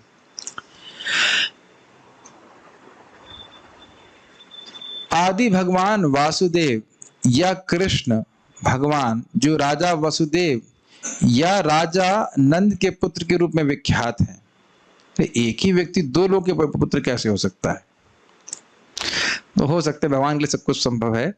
आप जानते हैं वसुदेव जी क्या जन्म लिए थे और नंद महाराज जी इनका पालन पोषण किया, लेकिन शाश्वत रूप से नंद महाराज भगवान कृष्ण के बेटे हैं। समस्त ऐश्वर्यों शक्तियों, क्या बोला मैंने? ठीक है, मैं आप भावग्राही हूँ, मैं समझ गया। नंद महाराज के बेटे भगवान कृष्ण, ठीक है, ओके, गलत हो गया होगा। राजा वसुदेव या राजा नंद के पुत्र के रूप में विख्यात हैं। समस्त, चलो ये तो कम से कम मालूम चला कि कोई सो नहीं रहा है, एक आदमी तो नहीं सो रहा है कि नहीं? बाकी लोगों को पता नहीं, या बाकी लोग नहीं करे प्रभु जी हम गलती तो बहुत सारी हैं, लेकिन वो क्या कहें आपके लेक्चर में, आपको निरुत्साहित नहीं करना चाहते हैं, इसलिए गलतियां तो बहुत हैं, क्या दिक्कत है, कहाँ तक हम दिखाएं आपकी गलतियां। राजा नंद के पुत्र के रूप में विख्यात हैं। समस्त ऐश्वर्यों शक्तियों यश सौंदर्य ज्ञान तथा वैराग्य से परिपूर्ण है। प्रभुपाद जी किसकी व्याख्या कर रहे हैं श्लोक में? भगवान। भगवान शब्द की व्याख्या कर रहे हैं, भगवान जो भग से युक्त हैं। जो 6 प्रकार के भग हैं उनके बारे में आप जानते हैं, उनका वर्णन प्रभुपाद कर रहे हैं यहाँ पे, कि जिनके बारे में बोल रहे हैं भगवान महदादि भी, भगवान कौन है? भगवान वासुदेव, और उन्हीं के अंश ही पुरुषावतार। उनके ऐश्वर्यों का एक अंश निराकार ब्रह्म के रूप में प्रकट होता है, तो एक अंश परमात्मा रूप में। अब मैं समझता हूं जिसने दूसरा अध्याय पढ़ा उसके लिए तो बहुत आसान होगा। भगवान कृष्ण के शरीर से निकलने वाली दिव्य ज्योति को ब्रह्म ज्योति कहते हैं, और अपने आप को जब वह विष्णु स्वरूप में विस्तारित करते हैं शिरोदक्षाय विष्णु के रूप में, उन्हें परमात्मा कहते हैं। कितना आसान है ना हमारे लिए सब बातें करना। परंपरा में ज्ञान स्वीकार करने का फायदा होता है। उन्हीं भगवान श्री कृष्ण का यह पुरुष रूप भगवान का मूल परमात्मा स्वरूप है। ये थोड़ा समझिए, उन्हीं भगवान श्री कृष्ण का यह पुरुष रूप भगवान का मूल परमात्मा स्वरूप है। इसका अर्थ क्या है? मूल परमात्मा कौन सा पुरुष रूप? कारणोदकशाय विष्णु, जो सारे ब्रह्मांडों के परमात्मा हैं। सारे ब्रह्मांडों को एक शरीर से उपमा दी जाए तो उसकी आत्मा है कारणोदकशाई विष्णु। अरे सारे ब्रह्मांड एक शरीर होगा, ये कैसे हो सकता है? जैसे हमारा शरीर एक शरीर है, अगर धारणा की जाए कि पूरे सारे समग्र ब्रह्मांड, सारे के सारे ब्रह्मांड एक शरीर हैं, तो उनकी आत्मा कौन है? कारणोदकशाई विष्णु। तो वो मूल परमात्मा होगा कि नहीं? अगर एक ब्रह्मांड को की धारणा की जाए कि वो एक शरीर है, तो उसके मूल परमात्मा हो गए गर्भोदकशाई विष्णु, जो ब्रह्मांड के मध्य भाग में जल में विहार करते हैं। वो जल कहां से आया था? बॉम्बे से आया था। बम्बा नहीं, उन्हीं का पसीना। कितना बदबू आती होगी ना, अपने ही पसीने में लेटे हुए हैं। नहीं, वो पसीना दिव्य है। ठीक ठीक है। और जो भगवान हमारे सबके शरीरों में रहते हैं वह भी परमात्मा है। उनका नाम क्या है? नामकरण संस्कार किया जाए परमात्मा का, क्षीरोदकशाई विष्णु। लेकिन वो तो क्षीर सागर में शयन करते हैं। यहाँ तो दूध है नहीं, हमारे हृदय में तो कोई दूध है नहीं। हमें तो ऊपर से पीना होता है, वो पेट में जाता है, तो जाता नहीं हृदय में। हाँ, तो वह क्षीर सागर में निवास करते हैं, लेकिन वह भी अपने को विस्तारित करते हैं सभी जीवों के हृदय में। समझ में आ रहा है? तो मूल परमात्मा को समझना होगा। एक एक शब्द प्रभुपाद जी का बहुत गंभीर है। भौतिक सृष्टि में 3 पुरुष रूप होते हैं, और यह रूप जो कारणोदकशाई विष्णु कहलाता है, तीनों में से प्रथम है। अन्य रूप हैं गर्भोदकशाई विष्णु तथा क्षीरोदकशाई विष्णु, जिनके बारे में हम क्रमशः जानेंगे। तो कारणोदकशाई विष्णु क्या कार्य करते हैं? जगत के कारण स्वरूप हैं, और वह दृष्टिपात करते हैं प्रधान के ऊपर, जिससे पूरी जगत की सृष्टि होती है। अब हमारे सामने दिक्कत यह है कि कुछ लोग नए हैं जिनको मेरी बात बिल्कुल समझ में नहीं आ रही है, और कुछ लोग इतने पुराने हैं कि उनको बात बिल्कुल समझ में आ रही होगी, या मैं कहूं कि किसी को कुछ भी समझ में नहीं आ रहा है। कारणोदकशाई विष्णु को नहीं पहचान रहे हैं, पिताजी को नहीं पहचानते हैं। अरे 3 साल में तो बच्चा पहचान लेता है कि मेरे पापा हैं। कारणोदकशाई विष्णु को तो समझ रहे होंगे। माताजी, कारणोदकशाई विष्णु कहाँ शयन करते हैं? कारणोदकशाई विष्णु कहाँ शयन करते हैं? नहीं याद आ रहा है? आपको याद आ रहा है? नहीं आ रहा, तो फिर तो समझा देते हैं। कारणोदकशाई विष्णु कारण सागर में शयन करते हैं। आपको याद है ना, जिनके शरीर से बहुत सारे ब्रह्मांड निकल रहे फोटो? हाँ, वही कारणोदकशाई विष्णु है, और वही ब्रह्मांडों को प्रकृति पे दृष्टिपात करते हैं, और जगत से, अपने शरीर से सारे ब्रह्मांडों की सृष्टि करते हैं। वो मूल विष्णु है भौतिक जगत के कंटेक्स्ट में। उन्हीं को भौतिक जगत के कारणों का कारण कहा जाता है। भौतिक जगत के जीवात्मा के अंदर या इंसानों के अंदर में, जब जीवों के अंदर क्षीरोदकशाई विष्णु के रूप में। ठीक है। इन कारणोदकशाई विष्णु के रोमकूपों से असंख्य ब्रह्मांडों की उत्पत्ति होती है, और प्रत्येक ब्रह्मांड में भगवान गर्भोदकशाई विष्णु के रूप में प्रवेश करते हैं। मुझे दुख हो रहा है कि मैंने फोटो नहीं डाली, लग रहा है कि अभी तुरंत फोटो डाल दूं मैं। चचन चटा में तो डिस्कस किया था, लेकिन वो तो बहुत पुरानी बात हो गई ना। रिसेंटली मुझे तो लग रहा है कि पिछले जन्म में सुना था मैंने। कुछ धूमिल सी याद आ रही है कि नहीं? श्रीनाथ जी, प्रभु जी, कितने कारणोदकशाई कितने होते हैं? एक। फाइनली समझ गए, एक स्टूडेंट तो समझ गया। तो एक ही कारणोदकशाई विष्णु होते हैं, और वो क्या करते हैं? कारण सागर में शयन करते हैं। और क्या करते हैं? कर्णामृत प्रभु कारण सागर में भगवान क्या करते हैं? सृष्टि करते हैं। किन की सृष्टि करते हैं? ब्रह्मा की सृष्टि करते हैं, ब्रह्मांडों की सृष्टि करते हैं। घर बनाते हैं, बाद में बच्चा बाद में उत्पन्न करते हैं, घर में प्रवेश करके। भाई शादी करने के लिए बच्चा उत्पन्न करने के लिए घर चाहिए ना, तो पहले भगवान घर उत्पन्न करते हैं, घर बना लेते हैं ब्रह्मांड, फिर जाते हैं, फिर वो बच्चा उत्पन्न करते हैं। बच्चे का नाम बताओ। भगवान के बच्चे का नाम क्या है? ब्रह्मा जी। पहला बच्चा ब्रह्मा जी। उसके ट्यूशन मास्टर का नाम बताओ। वही खुद। और हृदय से ही ज्ञान दे देते हैं। ठीक है, ट्यूशन नहीं लगाना पड़ता भगवान को। ठीक है, समझ में आ रहा है? भगवान ने सृष्टि करी और हर ब्रह्मांड में प्रवेश करते हैं गर्भोदकशाई विष्णु के रूप में। कितने गर्भोदकशाई विष्णु है श्रीनाथ जी प्रभु जी? बताओ, संख्या बताओ, कितने गर्भोदकशाई विष्णु हैं? असंख्य हैं। क्यों? क्योंकि ब्रह्मांड भी असंख्य है। और कितने क्षीरोदकशय विष्णु है कार्तिक प्रभु? कई सारे हैं। मतलब ऐसे क्षीर सागर में शयन करने वाले एक है, लेकिन ब्रह्मांड बहुत सारे हैं, तो इसलिए बहुत सारे हैं, और वह भी अपने आप को हर जीव में विस्तारित करते हैं। अच्छा ये बताइए, जो देवताओं के हृदय में भगवान परमात्मा के रूप में है, उनमें और आपके हृदय में जो परमात्मा, उसमें क्या भेद है? हाँ ठीक है, इतनी बातें तो समझ में आ गई। गुड। कारुणिक विष्णु एक ही हैं, और उनसे ही अन्य अन्य विष्णु फिर विस्तारित करते होते हैं। ठीक। भगवत गीता में यह भी उल्लेख है कि भौतिक जगत निश्चित अवधि के लिए उत्पन्न किया जाता है और फिर विनष्ट कर दिया जाता है। जैसे कुंभ मेला कितनी देर समय के लिए है? बहुत अच्छा है कि एकदम पास में कुंभ मेला हो रहा है। सब समझ रहे हैं ना कुंभ मेला बहुत थोड़े समय के लिए है कि नहीं? हमने भी अपना कैंप लगाया हुआ है वहां पे, है कि नहीं? और बहुत लोग अपना कैंप लगाए हुए हैं। इतनी बातें क्यों हो रही हैं? कुंभ मेला में जाना है क्या? जो बात बोली जा रही है उसको समझिए।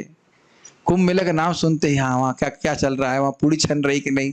अरे नहीं, ये उदाहरण इसलिए दिया जा रहा है ये समझाने के लिए कि मेला बहुत दिन के लिए नहीं होता है। अच्छा ये सुना है कि कुंभ मेले का एक डीएम होता है, समझते हैं? वो डीएम केवल कुंभ मेला के लिए डीएम बनता है कि डीएम हमेशा ही रहता है? गलत। मेरा बात ही समझ पाए आप? डीएम हमेशा रहता है, केवल कुंभ मेला के लिए कुंभ मेला डीएम बन जाता है। अब समझ में आई बात? तो भगवान महाविष्णु हमेशा रहते हैं, लेकिन सृष्टि करने के लिए वह इस प्रकार से कार्य कर रहे हैं। कुंभ मेला डीएम का कुछ काम थोड़ा अलग हो जाएगा ना, क्या वह डीएम हमेशा वैसा ही काम करता है? तो इसी तरह से भगवान परमात्मा के रूप में आध्यात्मिक जगत में परमात्मा की कोई जरूरत नहीं है। परमात्मा की जरूरत यहाँ पे इसलिए है क्योंकि उपदृष्टा अनुमंता, जीव भोग करना चाहता है तो देखे कि क्या इच्छा कर रहा है और क्या कर्मानुसार उसको मिलना चाहिए। हाँ मिल जाएगा, ठीक है ले लो। बहुत ध्यानपूर्वक एक एक पॉइंट को पकड़िएगा। तो ये समझ लेना चाहिए कि भौतिक जगत की अवधि कुछ समय के लिए उत्पन्न किया जाता है। उसकी अवधि बता सकते हैं आप? भगवान भौतिक जगत की अवधि कितनी लंबी होती है? ब्रह्मा जी की पूर्ण आयु, एक उत्तर। और दूसरे तरह से भगवान का एक प्राणायाम। अब भगवान को जुकाम भी नहीं होता है हमारी तरह। भगवान का जो सांस है वो एकदम फिक्स चलती है। कितना देखो, ये कोई अगर सुनेगा तो कहेगा तुम लोग भावुक हो, लेकिन भावुक नहीं है हम लोग। लेकिन इस पे बहुत सुंदर हमारे दीन बंधु लोग कहते हैं, देखो तुम प्रचार कराओ, सबको प्रचार करना चाहिए। क्यों? कह रहे हैं देखो भाई, सामान्यतः लोग समान रूप से सांस लेते हैं, लेकिन कभी कभी जल्दी सांस भी ले लेते हैं। तो अगर महाविष्णु ने जल्दी सांस ले ली और प्रलय हो गया तो अब उसके बाद उसको बहुत दिन के बाद मौका मिलेगा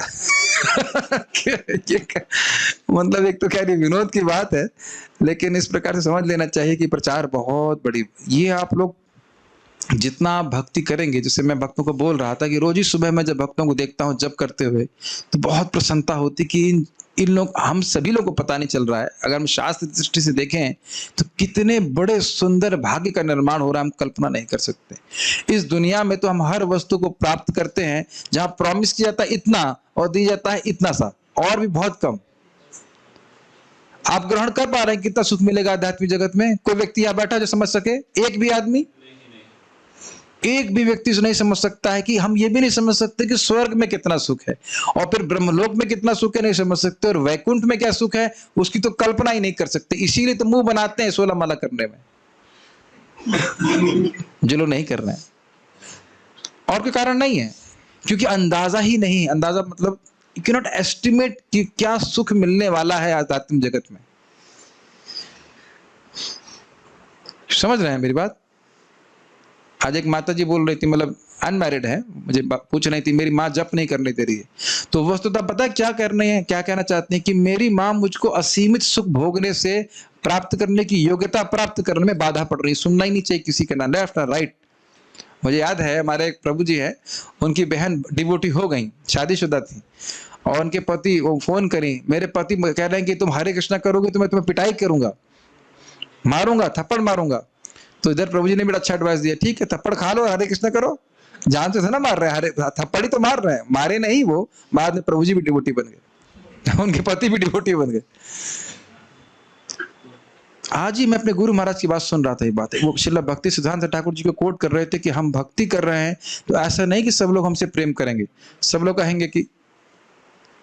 कहेंगे कि बहुत अच्छा कर रहे हो, बहुत अच्छा कर रहे हो। ऐसा नहीं है, कठिनाइयां आएंगी और उसके बाद भी व्यक्ति को भक्ति करना है। It's very very important point, क्योंकि आगे का लक्ष्य देखते रहना चाहिए कि हम सब लोग कल्पना नहीं कर सकते कि क्या आशीर्वाद भगवान देने वाले हैं। जब कोई व्यक्ति भक्ति करता है तो कितना वो प्रसन्न होता है। खैर, ये बात मुझे आगे बोलनी थी लेकिन मैं पहले ही बोल दिया। भौतिक जगत बहुत लंबे समय के लिए नहीं है, और उसमें भी हमारा जीवन बहुत लंबे समय के लिए नहीं है। यह सूजन गलत हो गया, यह सृजन शब्द होना चाहिए। यह सृजन तथा संहार बद्ध जीवों या नित्य बद्ध जीवों के कारण भगवान की इच्छा से किया जाता है। एक एक लाइन बड़ी गंभीर है। इस जगत का जो एक जेल की तरह है, वह निर्माण भगवान की इच्छा से होता है। तो क्या भगवान को बड़ा सुख मिलता है कि हम यहाँ पे आकर के नारकीय दुख भोगें? तो देखिए प्रभुपाद क्या कह रहे हैं, बद्ध जीव या नित्य बद्ध जीवों के कारण। यानी कि आप ये नहीं कह सकते कि किस समय हम लोग इस जगत में आए, अनादि काल से हम इस जगत में हैं। ये शास्त्र के वचन है, इसको चैलेंज नहीं कीजिए। You can not put any time frame when you actually came to the material world. ये शब्द आप हम इस्तेमाल भी नहीं कर सकते कि केम और नॉट केम। अनादि काल से जगत में हम भोग वासना से वासित हैं। भोग वासना से वासित हैं मतलब जैसे शराब की बोतल में महक आती है, उसी प्रकार से भोगों की महक, भोगों की तृष्णा, भोगों की इच्छा जीव के हृदय में है। इसीलिए जगत की सृष्टि होती है। लोग सृष्टि समझ रहे हैं, जीवों की जो भोग की वासना है उसको पूरा करने के लिए उन्हें शरीर चाहिए। तो शरीर कैसे मिलेगा? अन्यथा जब सृष्टि नहीं होती है तो महाविष्णु के दिव्य शरीर में जीव रहते हैं, लेकिन ध्यान दीजिए, रहने मात्र से उनकी चेतना शुद्ध नहीं हो जाती। जब तक वे अपनी इंद्रियों से भगवान का भजन नहीं करेंगे, भोग वासना जाने वाली नहीं है। यद्यपि वे महाविष्णु के अंदर निवास करते हैं, कारण दक्ष विष्णु में। ये सुना है सब बातें? एक थोड़ा कठिन हो रहा होगा, मैं फिर से रिपीट कर रहा हूं। जब सृष्टि नहीं होती है तो सारे जीव समष्टि रूप से, एक साथ रूप से, उनके पास कोई शरीर नहीं रहता है, वे महाविष्णु में निवास करते हैं। लेकिन उनकी जो गंदी चेतना है, भोग की वासना है, वह नहीं जाती है, वह नष्ट नहीं होता है। जब सृष्टि होती है तो भगवान फिर से जीवों को प्रकृति में स्थापित करते हैं ताकि उनको शरीर प्राप्त हो और जो भोग की इच्छा है वह उसको पूर्ण करने का प्रयास करें। और भोगते भोगते वह दुखी हों, क्योंकि दुखी होंगे ही, और फिर वो सोचेंगे अरे इससे भी कुछ उच्चतर है जगत में। ये बात तो अब तो जो लोग पहले सुन चुके हैं उस बात को समझ पा रहे होंगे, लेकिन जो पहली बार सुन रहे हैं उन्हें थोड़ा कठिनाई हो रही होगी। समझ में आ रहा है आपको पार्थ प्रभु कि क्यों भगवान ने सृष्टि करी? ताकि हम लोगों की भोग की इच्छा को पूर्ति करने के लिए हमें शरीर प्राप्त हो सके, और साथ साथ भगवान की भक्ति करके उनके पास धाम जाने का मौका भी हमको प्राप्त हो सके। दोनों तरफ से मौका दिए हैं भगवान। नित्यबद्ध जीवों में व्यक्तिक भाव या अहंकार होता है जो उन्हें इंद्रिय भोग का आदेश देता है, क्योंकि स्वाभाविक रूप से उन्हें ये भोग नहीं मिल सकते। एक एक लाइन कितनी महत्वपूर्ण है। व्यक्तिक भाव, इंडिविजुअल भाव है कि मैं हूं और मैं ये शरीर हूं। मैं हूं ये तो ठीक है, आप सब लोग हैं ना यहाँ पे, आप लोग व्यक्तिगत रूप से अनुभव कर रहे हैं ना कि मैं यहाँ हूं। हो सकता है कुछ लोग प्रश्न कर रहे हो कि मैं यहाँ क्यों हूं वाई आई एम हियर, मैं यहाँ क्यों फंस गया, वो एक अलग बात है। लेकिन यह भी एक व्यक्तिगत अनुभव है कि नहीं?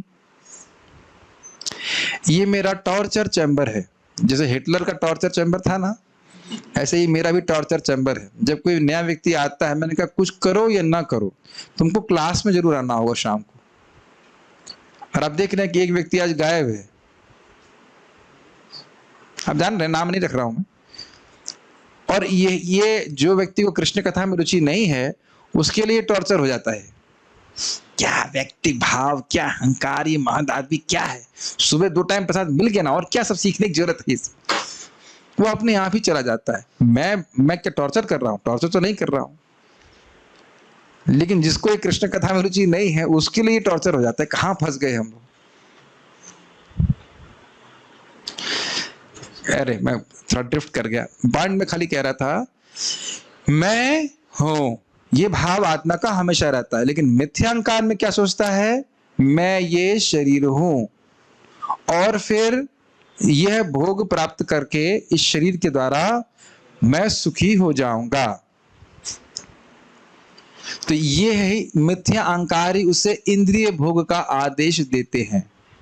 क्या आपने कभी महसूस किया है कि आपको कोई व्यक्ति इंद्रिय भोग का आदेश दे रहा है? बाहर से नहीं, बाहर से नहीं, अंदर से, बाहर से नहीं, अंदर से।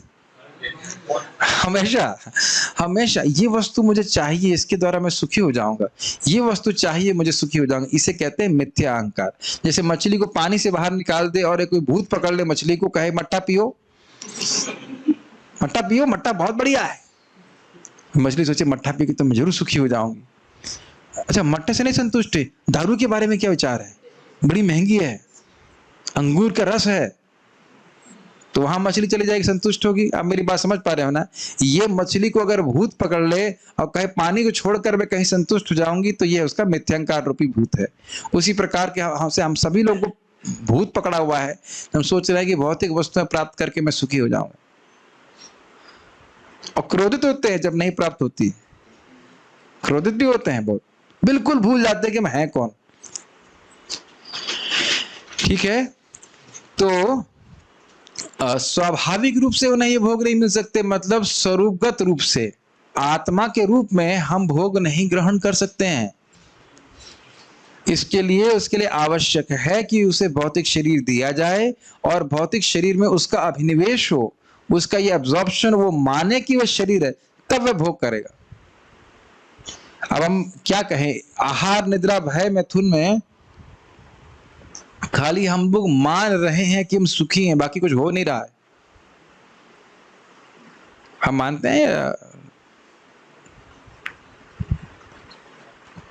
नहीं मानते? अभी वैसे मेरे को थोड़ी प्यास लगी, मैं जल हूं, मेरा शरीर में कुछ जल है, कुछ कमी हुई जल की, तो मैंने पानी डाल लिया। और क्या बोलते हैं कई बार लोग जब बड़े प्यासे होते हैं, हाँ बड़ा आनंद आ गया, तृप्ति हो गई, बड़ा आनंद आ गया, ये सब बोलते हैं ना। ये सब मिथ्यांकारी तो है ना। अपनी पहचान शरीर के ट्रांसफॉर्मेशन से कर रहा है। मैं यहाँ रुक रहा हूँ मतलब क्लास नहीं रोक रहा हूँ, थम करके बोल रहा हूँ ताकि ये बात दिमाग में घुसे। जैसे मेरा आज उस भक्त से झगड़ा हुआ, ईमानदारी की बात कर रहा हूँ, बाद में मेरे झगड़ा हो जाता है, देखो ज्ञानी लोगों का कभी झगड़ा हो जाता है, लेकिन बाद में रिफ्लेक्ट कर रहा था वो कैमरा तो मैं हूं नहीं, और जब कैमरा आ भी जाएगा, सेवा हो भी जाएगी, उसके बाद मैं कैमरे को देखूंगा भी नहीं, ये भी मैं जानता हूं, तो मैं अपना दिमाग क्यों खराब करूं। फिर मैंने प्रभु जी का क्षमा कर दीजिए, मैं गुस्सा हो गया। इसलिए क्षमा नहीं मांग रहा था कि मैं सही बोल रहा हूँ कि गलत बोल रहा हूँ, क्षमा इसलिए मांग रहा हूँ कि बेवकूफी की बात में गुस्सा हुआ। आप मेरी बात समझ रहे हैं? मैं सही बोल रहा हूँ गलत बोल रहा हूँ, उस बात के लिए क्षमा नहीं मांगी जा रही है, गुस्सा हुआ इस बात के लिए क्षमा मांग रहा हूँ, कोई प्रयोजन नहीं है। आज मर जाएंगे तो क्या होने वाला है। तो हम लोग भक्ति में आते हैं, तुरंत क्रोध जाता नहीं है, कभी कभी क्रोध और काम के हम प्रभाव में पड़ जाते हैं, वो बात सत्य है, लेकिन कम से कम बाद में अगर थोड़ा श्रवण किए रहते तो कम से कम स्थिर तो कर लेते हैं अपने आप को। और अब मुझे समझ में आ रहा है कि क्या करना है, मुझे फॉर्मूला समझ में आ रहा है, बी कंप्लीटली डिटैच। अभी तक थोड़ा थोड़ा मन करता था मैनेजमेंट का भी बिल्कुल ही छोड़ दूंगा, ये सोच रहा हूँ, केवल भागवत हरि नाम और केवल नाम का management. If that's what is wanted, that's what we are going to do, is it not? Why should I involve too much? कितना खुश हैं भागवत श्रवण करके, क्यों माथा मारे हैं, is it not? That's what अभी तो संकल्प तो यही लिया, मेरा कितना समय व्यर्थ हुआ। नहीं तो 10 बजे आते हैं, सेवा की बात करते, सोते हैं, जब करते हैं, इतना माथा क्यों खराब करें? Why should we break our head? And it's amazing that we actually break our head over these matters. कुछ भी नहीं होता है। भक्ति में आने के बाद भी हम व्यर्थ की इश्यूज को लेकर के वेस्ट कर देते हैं, समझ नहीं रहे कि हमारी घड़ी भी टिक टिक टिक टिक काउंटडाउन टाइमर चल रहा है, कितनी बातें कर लो, टिक टिक टिक टिक टिक टिक चल रहा है। जब सब लोग पढ़ेंगे तो फिर एक तो बड़ा इंटेंशन मतलब कॉन्सियसनेस आता है, एक पढ़ता है नहीं पढ़ेगा तो समझ रहे हैं, देखने का तरीका अलग होता है, बहुत बहुत अच्छा रहता है। खैर, भगवान ही एकमात्र भोक्ता हैं और शेष सब कहाँ गया, भोग्य हैं। जीव पराधीन भोक्ता है। पराधीन मतलब जितना भगवान भोग प्रदान करवाएंगे उतना ही भोग सकता है। उपद्रष्टा अनुमंता च, देख रहे हैं हमारी भोग की इच्छा है, भगवान स्मेल कर लेते हैं, अच्छा महक आ रही है, ये चाहिए तुमको, ठीक है ठीक है, तुम्हारा कर्म क्या है उधर देखते हैं, कितना कर्म है इसका, हाँ ठीक है। कर्मणा दैवनेत्रेण जंतुर देह उपपत्ति, कर्म के अनुसार भगवान हमारी भौतिक चीजों की व्यवस्था करते हैं, लेकिन भक्ति जब करते हो तो अलग तरह से कार्य करते हैं। मैं फिर से रिपीट कर रहा हूं, जितने भोग हमको प्राप्त हो रहे हैं कर्मानुसार, वो तो भगवान कर्म की तरह डिसाइड करते हैं, जो कर्मानुसार होते हैं। जब भक्ति करते हैं तो भक्ति का अनुपात वैसा नहीं चलता है। कल पढ़ के मैं इतना प्रसन्न हो रहा था, जल और तुलसी देकर के भगवान कृष्ण कितना संतुष्ट हो जाते हैं, अपने आप को उस भक्त को दे देते हैं। बताइए पैसे की क्या जरूरत है कृष्ण की सेवा करने के लिए, वास्तविक रूप से आप अगर करना चाहते हो। कोई है इस जगत में, बताइए, कि जल और तुलसी दे दीजिए और अपने आप दे देगा। जरा सुन तो शुरू, कई बार लिए होंगे, जरा विचार कीजिए कि भगवान कितना प्रसन्न है होते हैं अपनी सेवा के द्वारा, छोटी सी सेवा के द्वारा। और वह ना समझकर हम दुनिया के लोगों की बातें करते, जो एंड में क्या कहेंगे, तुमने हमारे लिए क्या किया है। और अद्भुत बात है कि सुनने के बाद भी, अशोभनीय बातें सुनने के बाद भी लोगों को समझ में नहीं आता। शुभ कैसे होगा लोगों को, बताइए। सुनने के बाद भी जानते हैं कि इन लोगों की सेवा करूंगा तो यही बोलेंगे कि तुमने हमारे लिए क्या किया है। और ये भी समझ लेना चाहिए भगवान कितने बड़े हैं। आप देख रहे हैं महाविष्णु कितने बड़े हैं, फिर भी कोई भगवान की सेवा करता है तो भगवान उसको याद रखते हैं। अरे सेवा छोड़ दीजिए, केवल नामोच्चारण करता है तो सोचते हैं कि व्यक्ति मेरा है, इसकी रक्षा मैं करूंगा। कितनी सुंदर बात है। क्यों जगत के लोगों की हम सेवा करें, बताइए, क्या हमको दे देंगे। अरे आपने सेवा कर भी ली तो क्या दे देंगे, बताइए। पहली बात तो आप संतुष्ट कर नहीं सकते, और वो संतुष्ट हो भी गया तो कर क्या लेगा आपके लिए। लेकिन नित्यबद्ध जीव इस स्वाभाविक अवस्था को भूल जाने के कारण भोग की दृढ़ इच्छा करता है, और यही दृढ़ इच्छा एक प्यास की तरह रहती है हृदय में, जो लगातार जीव को जलाती रहती है। भक्ति विनोद ठाकुर जी कहते हैं, मेरे हृदय में कामाग्नि लगातार दहकती रहती है। तो हरे कृष्ण मंत्र मोरे करने प्रवेशिला, मेरे कारण से प्रवेश करके बारिश की तरह इस कामाग्नि को शांत करता है। हाय ये चाहिए, हाय वो चाहिए, सब शांत करता है। बहुत अच्छी बात। यही कामाग्नि, यही प्यास हमको एक जीवन से दूसरे जीवन में, दूसरे जीवन से तीसरे जीवन में लेके जा रही है। समझ नहीं रहे इस बात को हम लोग। बद्ध जीवों को भौतिक जगत, और दूसरा क्या था, अपनी स्वाभाविक अवस्था को भूल जाने के कारण। क्या स्वाभाविक अवस्था है, भगवान के नित्य दास के रूप में, नम्र तुच्छ दास के रूप में कृष्ण की सेवा करे। चैतन्य चरितामृत में शब्द है, भुंजे सेवा सुख, नित्य पारिषद गण भुंजे सेवा सुख। अनादिकाल से वे कृष्ण की सेवा में लगे हुए हैं और अनंत सुख को भोग रहे हैं कृष्ण की सेवा करके। अपने स्वरूप को भूल करके इसी दुनिया की वस्तु में हम फंसे हुए, बहुत दुख भोग रहे हैं। और दिक्कत ये है कि हम, अच्छा हम ये, एक और इंटरेस्टिंग बात है, एक शायद हलदर महाराज बोले थे, कौन बोला, बहुत अच्छी बात बोले कि हमको ये 3 ताप मिल रहे हैं, ये दुख नहीं है। नहीं, क्या नाम है उनका, भक्ति पुरुषोत्तम महाराज, परम पूज्य भक्ति पुरुषोत्तम महाराज। बहुत सुंदर, बहुत सुंदर, बहुत सुंदर बात बोले। इसको जरूर लेके जाइए साथ में, अपने टिफिन में भर के ले जाना इस कथा से, कि हम जन्म मृत्यु जरा व्याधि का दुख भोग रहे, ये दुख नहीं है। अरे क्या बात कर रहे हैं आप, भक्ति पुरुषोत्तम ने यही पढ़ाया था हमको, जन्म मृत्यु जरा व्याधि का दुख भोग रहे, ये दुख नहीं है। दुख ये है कि कृष्ण की सेवा का सुख प्राप्त नहीं है। क्योंकि जिसको कृष्ण की सेवा को सुख प्राप्त होता है उसको इस जन्म मृत्यु से कुछ फर्क प्रभाव नहीं पड़ता। तभी तो कहते हैं आप जन्म हो मृत्यु हो से कोई मतलब नहीं, हम आपकी लीला कथा कर सके, इतना सुख होता है उस जीव को। ये समझ लीजिए, बहुत नुकसान उठा रहे हैं। कभी आपने सोचा है कि हमारा कितना समय वेस्ट हो रहा है। इस समय कृष्ण की लीला चल रही होगी, कुछ भक्त भगवान के संग लौट रहे होंगे। अगर हम ये मान के चले कि इस समय भी गोलोक में शाम हो रही है, तो एक मान के चले तो उस समय लौट रहे होंगे ना, ये लौट आए होंगे, भी काफी रात हो गई है, कृष्ण लौट आए होंगे, कृष्ण से कोई व्यक्ति उनका डिनर बना रहा होगा, चल रहा है। ये कोई ऐसा नहीं कि 5-4 साल पहले घटी थी, अभी भी लीला चल रही है और चलती ही रहेगी। हम यहाँ बैठे अपने नौकरी के चक्कर में पड़े हुए हैं, करियर के चक्कर में पड़े हैं, पत्नी के चक्कर में पड़े हुए हैं, 2 टाइम खाना भी नहीं बनाती ठीक से। जो मुंह पे लात मार के चली जाती है। मैं शब्द कठोर की बात कर रहा हूँ, लेकिन कृष्ण हमारे लिए वेट कर रहे हैं, और हम यहाँ के लोगों के लिए प्रतीक्षा कर रहे हैं जो मुंह पे लात मार रहे हैं। और बहुत अच्छा है कि मुंह पे लात मार रहे हैं। मुंह पे लात मारेंगे तब समझ में आएगा, अरे भाई मैं लात क्यों खा रहा हूँ यहाँ पे। शायद अगर भाग्यवान हुए तो बहुत अच्छा है कि लात पड़े। तो मैं आज बोल रहा था भक्तों को, जब भक्तों को भक्ति करते हुए देखता हूँ तो मुझे बड़ी प्रसन्नता होती है और इच्छा होती है कि सभी लोग वैकुंठ चले जाएं, भगवान के पास चले जाएं। स्वाभाविक भावना से। अब मेरी भगवान प्रार्थना सुनेंगे नहीं सुनेंगे भगवान जाने, लेकिन इच्छा होती है। मैंने कहा जो भक्त मेरे स्टूडेंट भक्ति छोड़ देते हैं उनके लिए भी प्रार्थना करता हूँ, भगवान इनको खूब लात मारिए खूब दुख दीजिए ताकि फिर से आपकी भक्ति में आ जाए। तो जो पहली प्रार्थना सुने तो बड़े खुश हो गए लोग और दूसरी प्रार्थना सुने तो अरे ये कैसे टीचर है, कि बेवकूफ है। एक से एक स्टूडेंट मेरे थे जो एक जगह बैठ के 16 वाला करते थे, टिकट कटा लिए थे वैकुंठ का, लेकिन खुद ही दरवाजा बंद करके बैठे गधे कहीं के, बिल्कुल नंबर 1 के गधे। इतने बढ़िया स्टूडेंट एक जगह बैठ के 16 वाला करते थे, अब अव्वल नंबर के गधे बन गए। पता नहीं क्या कर रहे हैं, यहां तक कि फोन भी नहीं उठा रहे हैं। तो माए फोन करेगी तो समझ में आएगा उनको। कितना कम मौका है ना, कितना छोटा सा मौका है, ऐसे जीवन निकल जाएगा। क्यों रघुपति प्रभु, आपको लगता नहीं कि आपका जीवन खटाक से निकल गया और आप वृद्धावस्था को प्राप्त हो गए, है कि नहीं?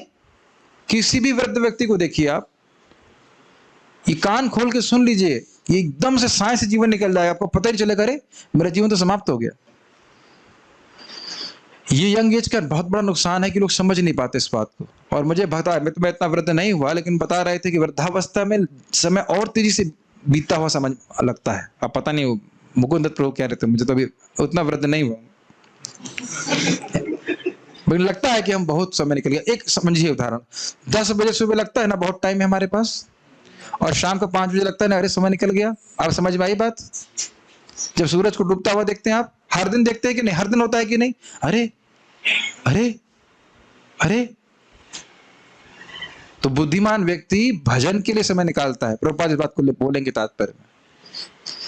बद्ध जीवों को भौतिक जगत में पदार्थ को भोगने का अवसर दिया जाता है, ये एक प्रयोजन है कि भोगना चाहते हो भोगो बेटा, भोगो देखो, किंतु इसके साथ ही साथ उन्हें अपना वास्तविक स्वरूप समझने का अवसर भी प्रदान किया जाता है।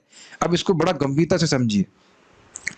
जब जीव इस जगत में भोगों को भोगेगा तो उसको दुख प्राप्त होगा, चाहे वो कैसे भी भोग हो, स्वर्ग के भोग हो चाहे कहीं के भी हो।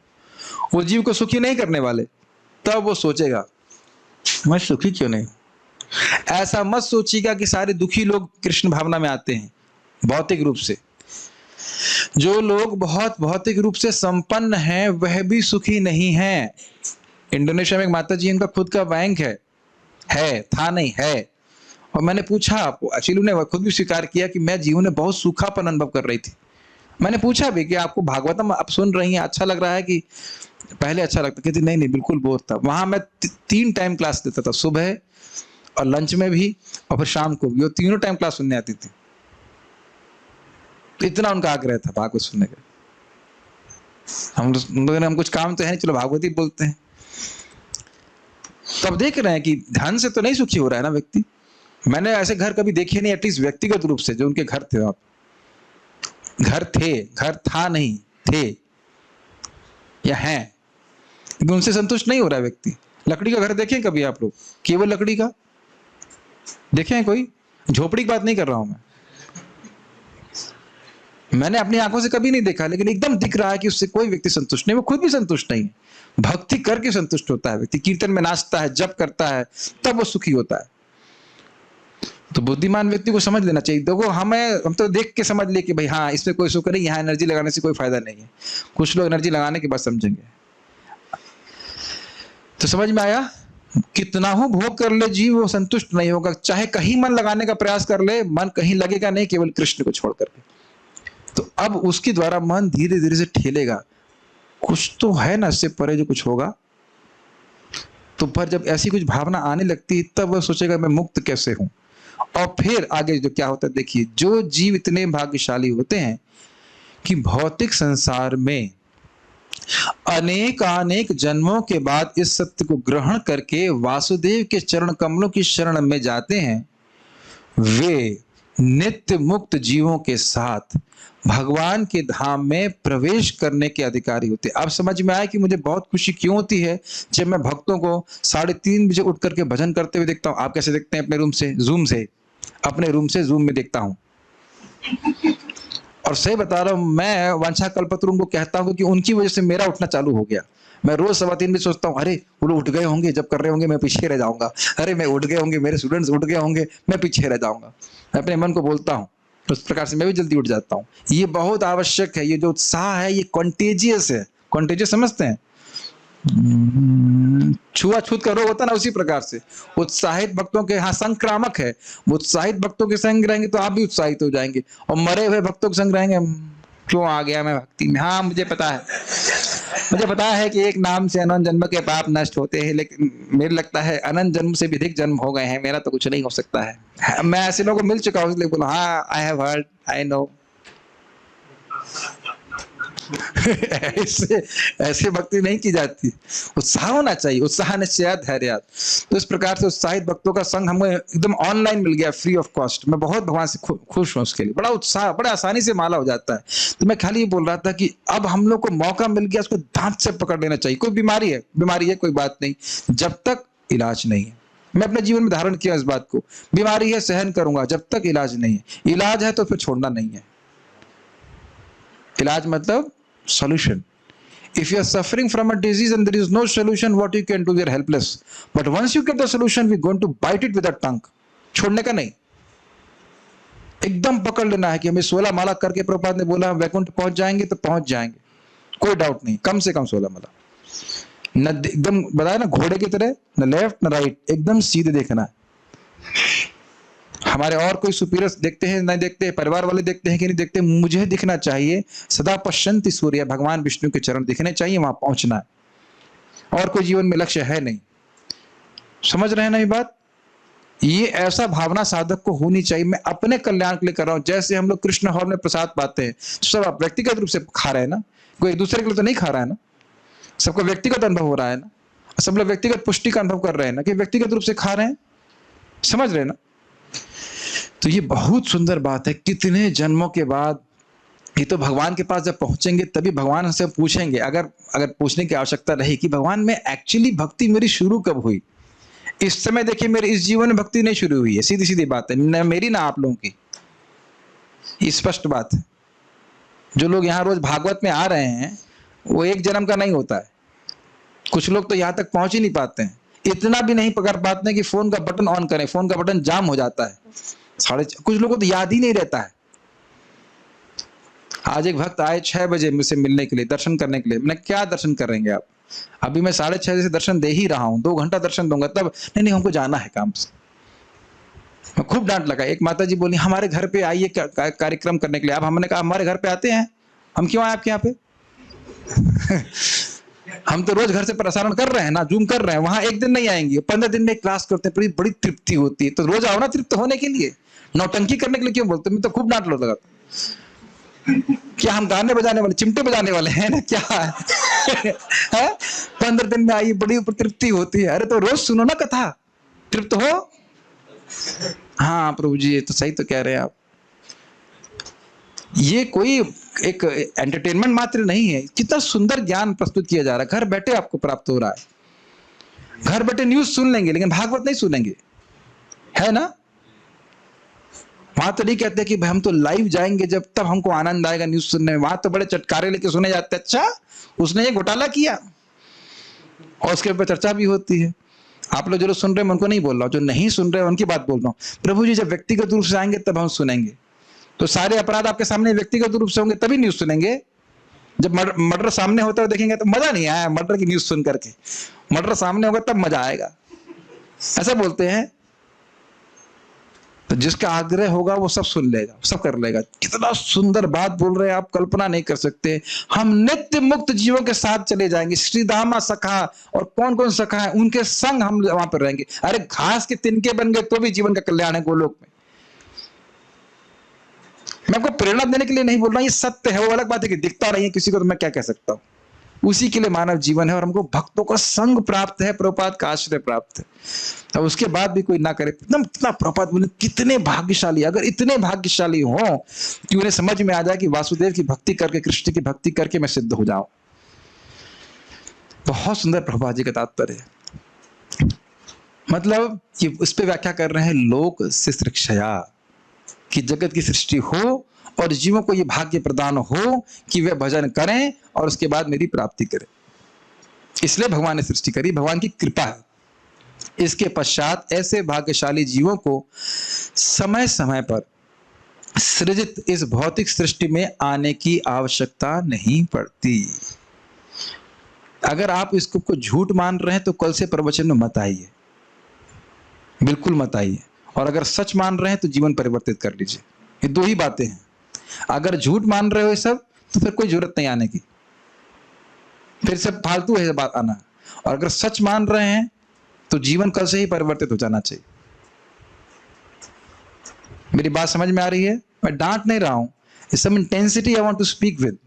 अगर ये विश्वास है कि भगवान का धाम है और वहां जाकर के हमेशा हमेशा की मेरी सारी समस्याएं समाप्त हो जाएंगी, तो फिर कल से ही गांठ बांध देना चाहिए, कमर कस लेना चाहिए, 16 माला जब करूंगा बढ़िया से। उससे फर्क नहीं पड़ता मुझे कैसा लग रहा है क्या नहीं लग रहा, ना कुछ भी हो जाए, ब्रेकफास्ट के पहले 16 माला करूंगा। हो सकता है कल ही मेरी मृत्यु हो, चाहे एग्जाम हो या नहीं हो, एग्जाम में पास हो या नहीं हो, उससे कोई मतलब नहीं है। 16 राउंड्स आई विल चैंट, अगर ये विश्वास है। नहीं तो कहता झूठ है, फिर कल से आने की कोई जरूरत नहीं। अरे अच्छा, पहले बता देते हो। ये इतना बड़ा सत्य है, जितना आपको ये समझ में आएगा कि बहुत गंभीर सत्य है, उतना ही आग्रह होगा। बस दुख की बात है कि इसको स्वीकार नहीं करते हैं, लेकिन सुनते हैं, लेकिन सुन के भी नहीं सुनते, ऐसा रहता। ये पता नहीं ऐसा क्यों होता है, लेकिन प्रभुपाद कहते हैं भगवान के धाम के बारे में सुनकर वन शुड बिकम इनैमर्ड। वाओ, मैं भगवान के धाम जाऊंगा, वाओ, ऐसा रहना चाहिए। लेकिन ऐसे सोचने से नहीं मात्र जाएगा, भजन करना पड़ेगा। भौतिक सृष्टि में आने की आवश्यकता नहीं पड़ती, कोई जरूरत नहीं है आपको आने की दोबारा। इस पे श्रीपाद रामानुजाचार्य जी कहते हैं, भगवान के पास आ जाने के बाद व्यक्ति कभी वापस नहीं आता, क्योंकि आने की कोई आवश्यकता नहीं है। क्यों आएगा? भगवान इतने प्यारे हैं, इतने सुंदर हैं, इतने असीमित रूप से सुख देने वाले हैं, कौन उनको वापस छोड़ के आएगा जगत में मूर्ख बनने के लिए? हमारे गुरु महाराज बोले, कॉजलेस फुलिशनेस, अहेतु की मूर्खता के कारण हम इस जगत में हैं, कोई कारण नहीं है, बेवकूफ है और क्या है, केवल दुख भोग रहे हैं, उसके बाद ही प्रयास में लगे हुए हैं। किंतु जो जीव स्वाभाविक सत्य को ग्रहण नहीं कर पाते, स्वाभाविक सत्य क्या है? हम कृष्ण के नित्य दास है, PhD परमानेंट हरिदास, ये अच्छा कॉइन किया हमारे डिवोटी ने। वे इस सृष्टि के प्रलय के समय महतत्व में पुनः मिल जाते। इतना सुंदर बात बोल रहे हैं प्रभुपाद, स्वाभाविक सत्य, हम कृष्ण के नित्य दास हैं, अपनी इंद्रियों से कृष्ण की सेवा करें। जो इस बात को नहीं समझ पाया, क्या स्थिति होगी उसकी? वो फिर महाविष्णु में प्रवेश करेगा, फिर सोता, कब तक गलत मतलब आगे की बात बोल गया, महाविष्णु में तो आगे प्रवेश करेगा। पहले तो यहाँ सृष्टि होगी, प्रलय होगी ब्रह्मा जी के दिन के बाद, तो फिर गर्भोदकशा विष्णु में प्रवेश कर जाएगा, फिर सृष्टि होगी, फिर सृष्टि होगी, फिर प्रलय होगी, फिर सृष्टि होगी, फिर प्रलय होगी। ऐसे करते कितने सृष्टि हो जाएंगी, कितने प्रलय हो जाएंगी। और तुम्हें कैमरे के लिए झगड़ रहे हो शुभकृष्ण दास, ये मैं अपने को प्रीचिंग कर रहा हूँ, ये मैं अपने को प्रीचिंग कर रहा हूँ कि तुम अपनी वाणी को कैमरे में व्यर्थ कर रहे हो। मर जाए कैमरा, वैसे मरा हुआ है, मतलब यूजलेस है, and anything else is useless, nothing is of any use, nothing really matters. Be focused to hear and chant about Krishna. That's it. सबसे महत्वपूर्ण बात वही है। आप सोच रहे होंगे मैं किसी को डांट नहीं रहा हूं, मैं खाली एक्स्ट्रा उत्साहित हूं। बस आज थोड़ा सा मैं एक्स्ट्रा उत्साहित हूं, क्योंकि तात्पर्य इतना सुंदर है। एक बार पहुंच गए, जैसे मैं IIT के लिए उत्साहित रहता था ना, एक बार IIT पहुंच गए तो मजा आ जाएगा, लेकिन मजा नहीं आया। बहुत परेशानी हुई, बहुत दुख भोगा आपने, बहुत कठिनाई है, लेकिन भगवान के पास पहुंच गए तो बहुत आनंद आएगा। क्या लगता है प्रभु जी आपको? मैं नाम भूल गया, प्रभु जी आपका नाम क्या है? हाँ, रण छोड़ प्रभु जी, रण छोड़ दीजिए जगत का। हो गया, अब भैया हम हार गए, हम अब यहाँ रण में लड़ाई करने के लिए नहीं है, हम कृष्ण की शरण में जा रहे हैं। रण छोड़ प्रिय प्रभु, ठीक। ठीक है, भाग लीजिए यहाँ से, भाग लीजिए, भगवान के चरण में चले जाइए। बोसम का अर्थ क्या होता है इंग्लिश में? बोसम, भगवान के, प्रभुपाद को कहते हैं everybody should fix himself on the bosom of the supreme Lord.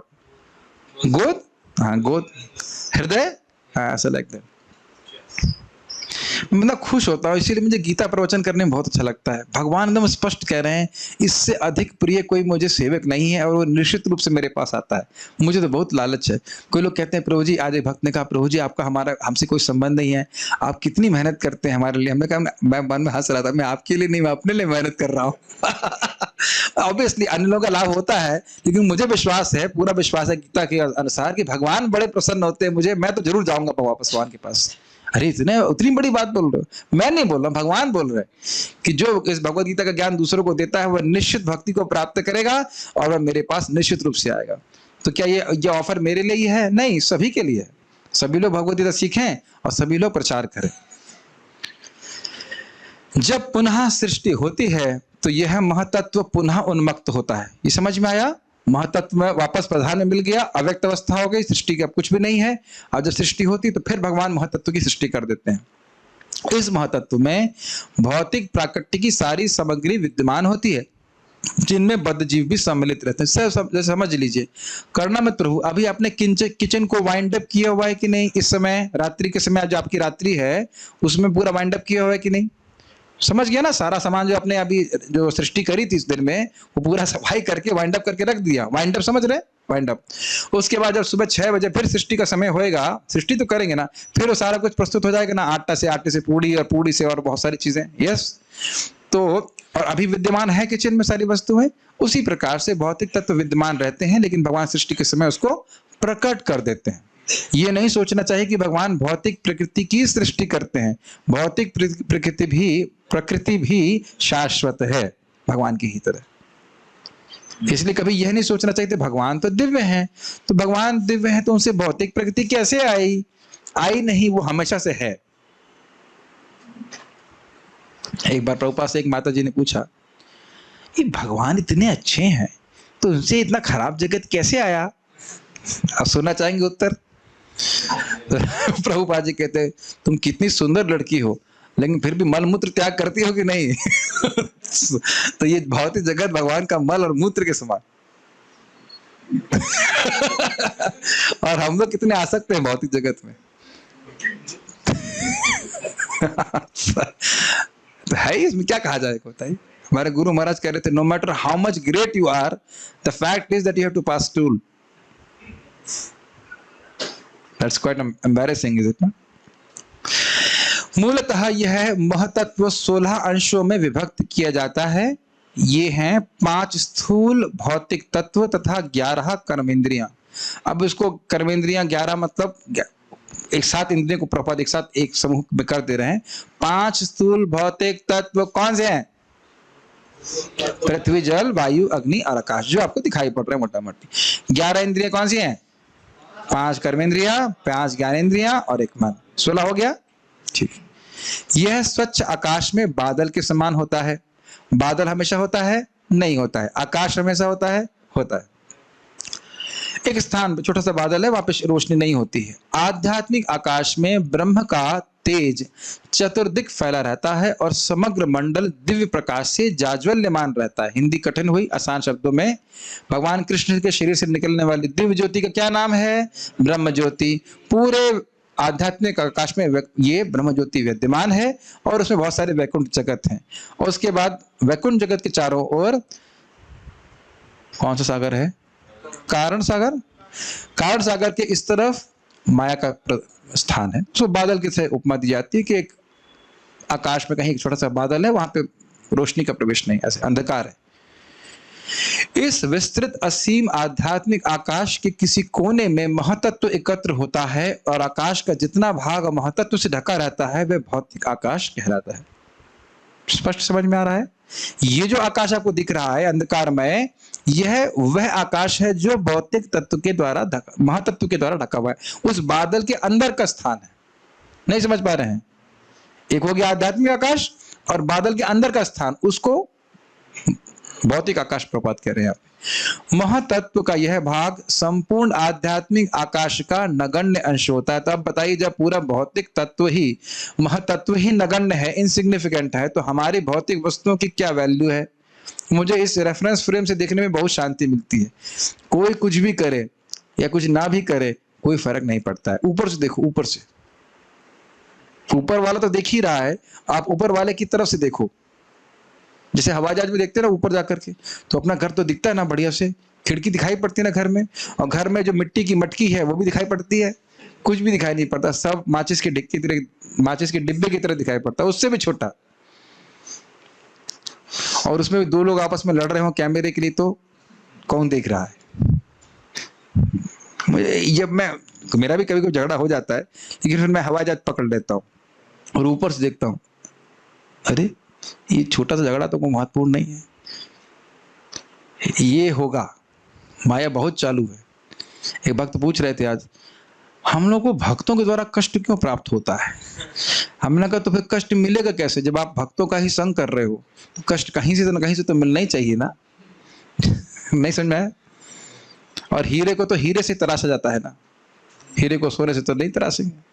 तो कभी भक्त ही कष्ट देते हैं, लेकिन वो कष्ट वश कुछ नहीं होता है, हमारी भौतिक आसक्तियों की वजह से कष्ट होता है, नहीं तो कोई कष्ट नहीं होता। ये मैं अपनी गलती तो मानता हूँ कि हमारी भौतिक आसक्तियों की वजह से कोई कष्ट देता है, नहीं तो कोई कष्ट दे नहीं सकता है जगत में। किसी की बाप की दम नहीं कि हमें कष्ट दे सके, हमारी भौतिक आसक्ति है इसलिए कष्ट होता है। कंट्रोलरशिप की भावना है इसलिए कष्ट दे सकता है, नहीं तो कोई ताकत नहीं किसी की हमें जो कष्ट दे सके।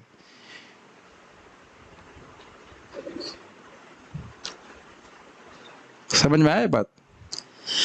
इस महतत्व के भीतर असंख्य ब्रह्मांड रहते हैं, ये स्पष्ट समझ में आ रहा है। और असंख्य ब्रह्मांड कारणोदकशय विष्णु के द्वारा आते हैं। ये सारे ब्रह्मांड कारणोदकशय विष्णु या महाविष्णु के द्वारा भौतिक आकाश पर केवल दृष्टिपात करने से उत्पन्न हो जाते हैं। तो ये आप जानते ही हो, उनके रोमकूपों से या उनकी श्वास से, दोनों जगह से बोला जाता है अनंत ब्रह्मांड प्रकट होते हैं। इसमें कोई कठिनाई नहीं समझने में। ये तात्पर्य पूर्ण हुआ। तो हमने आज श्लोक में सीखा कि जगृहे पौरुषम रूपम, भगवान वासुदेव ही पौरुष रूप पुरुषावतार रूप ग्रहण करते हैं और वह महत तत्व की सृष्टि करते हैं। जो 16 हमने भाग में विभाजित होता है, या भगवान की 16 कलाएं होती हैं, और सृष्टि के आदि में उन्हें लोग की सृष्टि करने के लिए ऐसा किया। किसी का कोई प्रश्न है तो मैं देख लेता हूँ, नहीं तो हम पारायण करेंगे। ओके,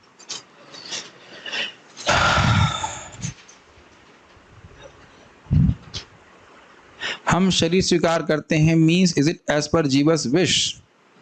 हाँ, जीव इच्छा करता है। प्रश्न ये है कि हम अपने आप को शरीर के रूप में क्यों मानते हैं? तो देखिए, हम इच्छा करते हैं भोग की। कब की? उसे कोई डेट नहीं है, करी।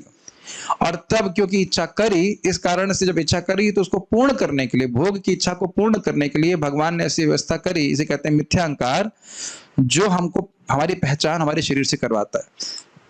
उसके बाद भोग शुरू हो जाता है। Prabhupada said in a lecture that Purusha means enjoyer and Stri means enjoyed. I never get this point. Kindly explain.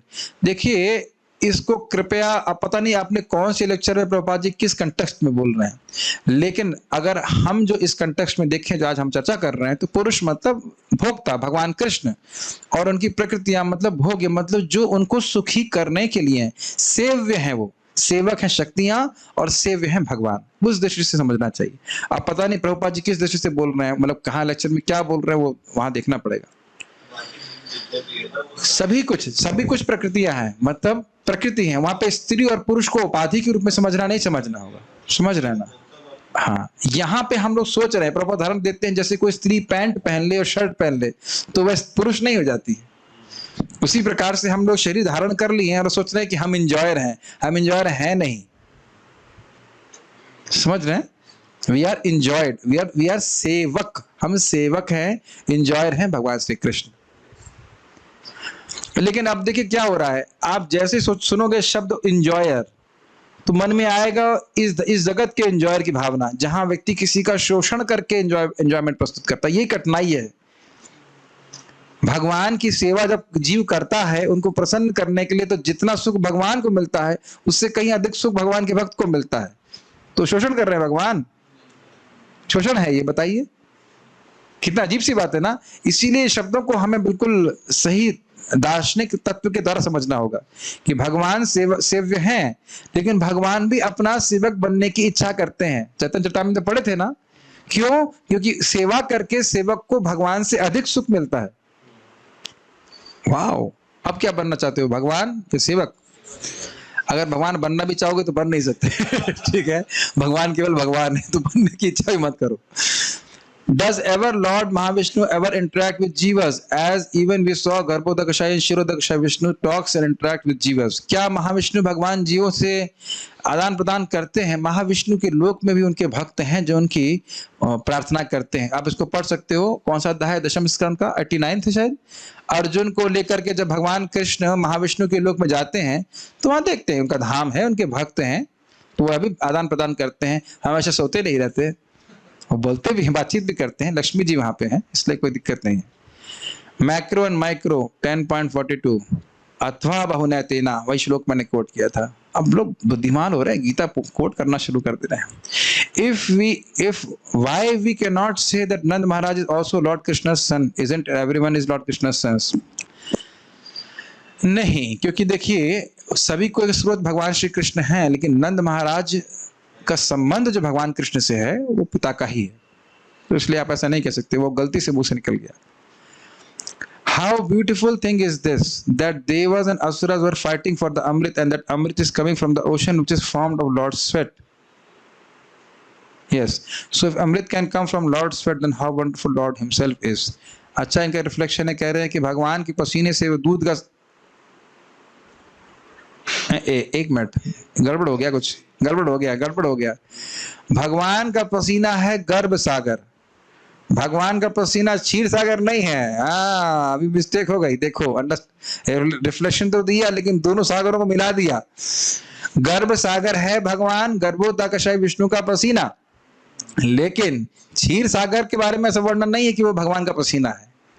भगवान ने कैसे सृष्टि करेगी वो भगवान जाने, भगवान जाने मतलब भगवान ही जानते हैं कि कैसे क्षीर सागर बनाया, लेकिन वो नहीं होना चाहिए। क्षीर सागर से अमृत निकला है, लेकिन वह भगवान का पसीना तो नहीं है, जो कुछ भी है लेकिन पसीना नहीं है। बद्ध और नित्य बद्ध क्या एक ही बात है? हाँ, एक ही बात है, अनादिकाल से बद्ध जीव है। भौतिक भोग की इच्छा होती है तो इच्छा भी तो आध्यात्मिक लोक से जीव की आती होगी, तो क्या वहां भी भोग नहीं होते हैं? देखिए, एक बात समझ लेना चाहिए कि आध्यात्मिक जगत में माया का कोई स्थान नहीं है। जीव कभी भी इच्छाओं से रहित हो सकता है क्या? नहीं। लेकिन आध्यात्मिक जगत में जीव केवल भगवान कृष्ण को सुखी करने की या भगवान विष्णु को सुखी करने की इच्छाओं से ही युक्त होता है। भोग की इच्छा नहीं होती, आ ही नहीं सकती है। बिल्कुल एकदम, आपको कारण सागर, क्षीर सागर को मान सकते हैं, वहां पे स्पष्ट हम लोग पढ़े थे, कारण सागर को स्पर्श भी नहीं करती माया। तो कारण सागर के बाद वैकुंठ शुरू होता है, वहां जीव बड़ा स्पष्ट लिखा है, नित्य मुक्त जीव भगवान कृष्ण की सेवा का सुख का अनुभव करते हैं, कभी भोग की इच्छा नहीं आती। तो कृपया यह प्रश्न मत पूछिएगा कि कहाँ थे हम लोग, कहाँ से आए, वो सब प्रश्न करने से कोई फायदा नहीं है। शास्त्र इस मामले में चुप है, केवल ये बोल रहा है कि अनादिकाल से बद्ध जीव यहाँ पे दुख भोग रहे हैं, भोग की वासना से वासित है। इसलिए आपने कहा है कि आत्मा ना तो पुरुष है ना स्त्री, तो फिर गोलोक में क्या होता है? बहुत अच्छा प्रश्न, ये प्रश्न बहुत अच्छा है। गोलोक पे तो हम देख रहे हैं भगवान के सखा हैं, भगवान की गोपियां हैं। देखिए, जब यहाँ कहा गया कि पुरुष स्त्री, तो ये बात हो रहा है उपाधि के संबंध में। मैं पुरुष के रूप में भोगना चाहता हूं तो पुरुष का शरीर प्राप्त हो गया, स्त्री के रूप में भी भोगना चाहता हूं तो स्त्री का शरीर प्राप्त हो गया। लेकिन वहां पे जीव एक विशेष रूप से कृष्ण की सेवा करना चाहता है, इसलिए उसको वैसा स्वरूप प्रदान किया जाता है। वो उसकी उपाधि नहीं है, वो ये सोच नहीं रहा है कि मैं स्त्री हूं और पुरुष हूं, वो वही है जो वहां पे है। अगर ऐसे कहा जाए, मान लीजिए कोई कहे कि जब मान लीजिए किसी जीव की इच्छा है कि शाश्वत रूप से वह कृष्ण की पेड़ बन के सेवा करे, तो पेड़ बन के सेवा करेगा। क्या शाश्वत रूप से मैं पेड़ बना रहूंगा? हाँ, अगर आप, और वो पेड़ ऐसे होते हैं कि अगर कहें कि तुरंत इंसान बन जाए तो इंसान बन के रूप में भी सेवा कर सकते हैं। क्या मेरा शाश्वत रूप मेढक भी हो सकता है गोलोक में?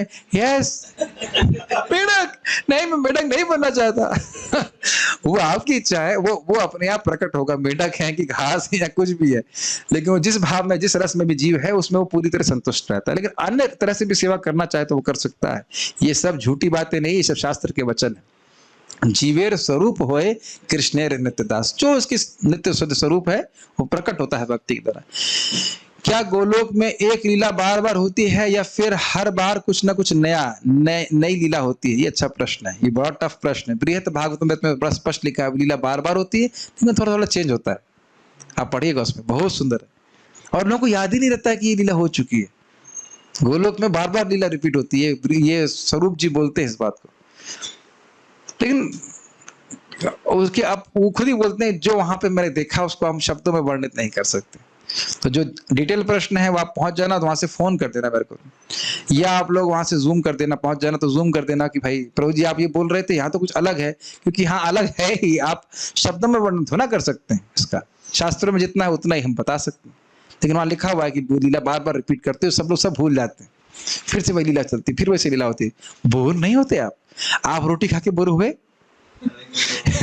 एक बार महाराज से पूछा, ये बोर नहीं हो जाते हैं लोग कृष्ण भक्ति करके? तो महाराज कहे, सांस लेके तुम बोर हो रहे हो? जब से पैदा हुए हो सांस ले रहे हो, बोर हो रहे हो तुम? तो इस प्रकार से भक्ति करके कोई बोर नहीं होता है। और क्या गोलोक में इसके अन्य भी कोई लीला होती है apart from including in lord's pastime 5000 years back? अरे भाई भगवान कृष्ण तो केवल ट्रेलर दिखाए हैं, पिक्चर तो आपको गोलोक में जाके दिखाई पड़ेगी। आप ट्रेलर को पूरी पिक्चर मान रहे हैं। We are blessed Prabhu ji, ठीक। भक्ति starts with faith and ends with भगवत प्रेम। No, it doesn't end at any point of time. भक्ति कभी रुकती नहीं है। भगवत प्रेम भक्ति का एंड नहीं है। May be you can say it's kind of start. असली भक्ति तो प्रेम भक्ति में प्राप्त होती। ब्रह्मभूता प्रसन्नात्मा न शोचति न कांक्षति समः सर्वेषु भूतेषु मद भक्ति लभते पराम। वहां से असली भक्ति शुरू होती। वहां तो असली मजा तो अब आएगा असली मजा। समझ रहे? अनंत आनंद। तो भक्ति तो क्या है? आनंदम बुद्धि वर्धना, वो तो बढ़ती जाती है, एंड नहीं होती है। भक्ति नेवर एंड्स। Good boy. आपको क्रोध तो आपकी नहीं वहां दया रूप में नहीं प्रकट हो रहा था, झगड़ा हुआ था किसी से, दया में नहीं हुआ था। हाँ, बॉसम मींस चेस्ट, हाँ हृदय। Logics are out of material mind. नहीं, शास्त्र युक्ति सुनिपुण दृढ़ श्रद्धावान उत्तम अधिकारी है या महाभाग्यवान। एक जो उत्तम अधिकारी है वह शास्त्र की युक्ति में निपुण है। भौतिक जो युक्ति है जिसका शास्त्र आधार नहीं है वह भौतिक बुद्धि से निर्मित होता है। जैसे कोई कहे अरे गाय का गोबर पवित्र है, तो 3 टाइम स्नान करने वाले ब्राह्मण का, वेद पढ़ने वाले ब्राह्मण का गोबर तो और पवित्र होगा, और उससे आकर के वो अपने घर को लीपने लगे, तो ये गलत है। तो ये भौतिक युक्ति है। लेकिन वेद वचन है कि गाय का गोबर पवित्र है और ब्राह्मण का गोबर बिल्कुल पवित्र नहीं है। तो ये भौतिक युक्ति होगी अगर हम पहली बात करने लग जाएं। लेकिन अगर आप ये लगाते नहीं वेद परफेक्ट है इसलिए हम वेद की बात स्वीकार करेंगे, उसके आधार पर युक्ति लगाते हैं तो भौतिक युक्ति नहीं। जैसे कि आप देख सकते हैं शिला चक्रवर्ती पाद युक्ति का उपयोग कर रहे हैं, लेकिन युक्ति का उपयोग शास्त्र के आधार पे। समझ रहे हैं इस बात को? ओके। हाँ, क्या प्रश्न है? Why does Lord inspire some devotees according to their karma? Is it for purification? तो आपने प्रश्न भी किया, उत्तर भी दे दिया। कह रहे हैं कि भगवान अपने भक्तों के जीवन में दुख क्यों देते हैं। एक भक्त ने आज प्रश्न किया कि जब भक्ति करने से कर्म नष्ट हो जाते हैं तो क्यों कर्म रह जाते हैं। कर्म नष्ट हो जाते हैं, लेकिन भगवान वो कर्म नहीं नष्ट करते जो हमारी भक्ति के लिए अच्छा है। ये समझने में मुझे बहुत टाइम लगा था। आप बुद्धू हो प्रभु जी, हमें तो एक ही बार में समझ में आ गया। बेटा जब दुख आएगा तब सबता पूछूंगा मैं। तब समझ में नहीं आएगा। जब दुख आता है तब हमको समझ में आना चाहिए वो दुख भगवान ही दे रहे हैं, वो कर्मानुसार नहीं आ रहा है। समझ रहे हैं? अगर कोई दुख नहीं आता तो कुछ लोग वृंदावन नहीं आते ना यहाँ पे। क्या लगता है? सही लग रहा है ना मनोज प्रभु? प्रभु जी आप पर्सनल बातें क्यों बोलते हो? मैं नाम तो नहीं बोल रहा हूँ ना, लेकिन आज आपको नहीं समझ में आ रहा है। वृंदावन में एक दिन भी रुकने को मिल रहा है तो बहुत बड़ा भाग्य है। नहीं आते ना हम, अगर भौतिकता में सफल रहते तो नहीं आते ना। ऐसा नहीं कि सारे लोग असफल हो रहे तभी आएंगे। कुछ दुख किसी भी तरह से धाम का संपर्क हो रहा है, भगवान का संपर्क हो रहा है, अगर समझ में आ रहा है कि जगत दुख का घर है, तो सही समझ में आ रहा है, भगवान सही ज्ञान दे रहे हैं, सही ट्यूशन पढ़ा रहे हैं आपको। बाकी सब लोग उल्लू बना रहे हैं कि जगत में life is good, LG, life is not good in this material world. ठीक है, ओके, फिर तो शुद्धिकरण के लिए कर रहे हैं। Devotee should have to go through karma, कर्म के नहीं, कृष्ण कृपा है वो। और ध्यान दीजिएगा, आप कुछ कर भी नहीं सकते, जब कृष्ण कृपा कर रहे हैं तो आप कुछ कर ही नहीं सकते, चुपचाप सहन कीजिए उसको, समझ रहे हैं मेरी बात, और जप कीजिए। बाकी ग्रह तो ठीक कर लोगे, कृष्ण को कौन ठीक करेगा ये बताइए। जब कृष्ण देना चाहते हैं तो क्या करेंगे आप? नहीं समझ में आ रहा है। बाहर का कोई व्यक्ति थप्पड़ मारेगा, पुलिस से कंप्लेन करेंगे, मम्मी थप्पड़ मारेंगे तो पुलिस से कंपेयर करेंगे, कंप्लेन करेंगे। तो कृष्ण ही थप्पड़ मारते हैं बच्चे को। आप हम कुछ गलती कर रहे हैं तो थप्पड़ खाते हैं और वही लॉलीपॉप भी देते हैं। अब जो भक्त प्रश्न कर रहे हैं बड़े परेशान थे, ठीक, और वही आज बोले प्रभु जी आज जपा बहुत अच्छा हुआ। तो ये नहीं देख रहे हो नालायक कहीं के, ये नहीं देख रहे कि आज जप अच्छा हुआ, उसको भूल गए, केवल ये देख रहे हैं कि बस जीवन में दुख है, एक दिन अमृत या नाम का वो भूल गए उसको। इतने दुखों के बाद भी आपको नाम का सुख मिला है आज, ये है ना नालायक, किसको नहीं देख रहे हैं? हमारा कर्म हरमा कर, तुम्हारा कर्म हो या नहीं हो, तुमको नाम में सुख मिल रहा है कि नहीं मिल रहा है? आज तो आनंद मिल रहा है ना, पियो नाम, क्या दिक्कत है, खुश रहो।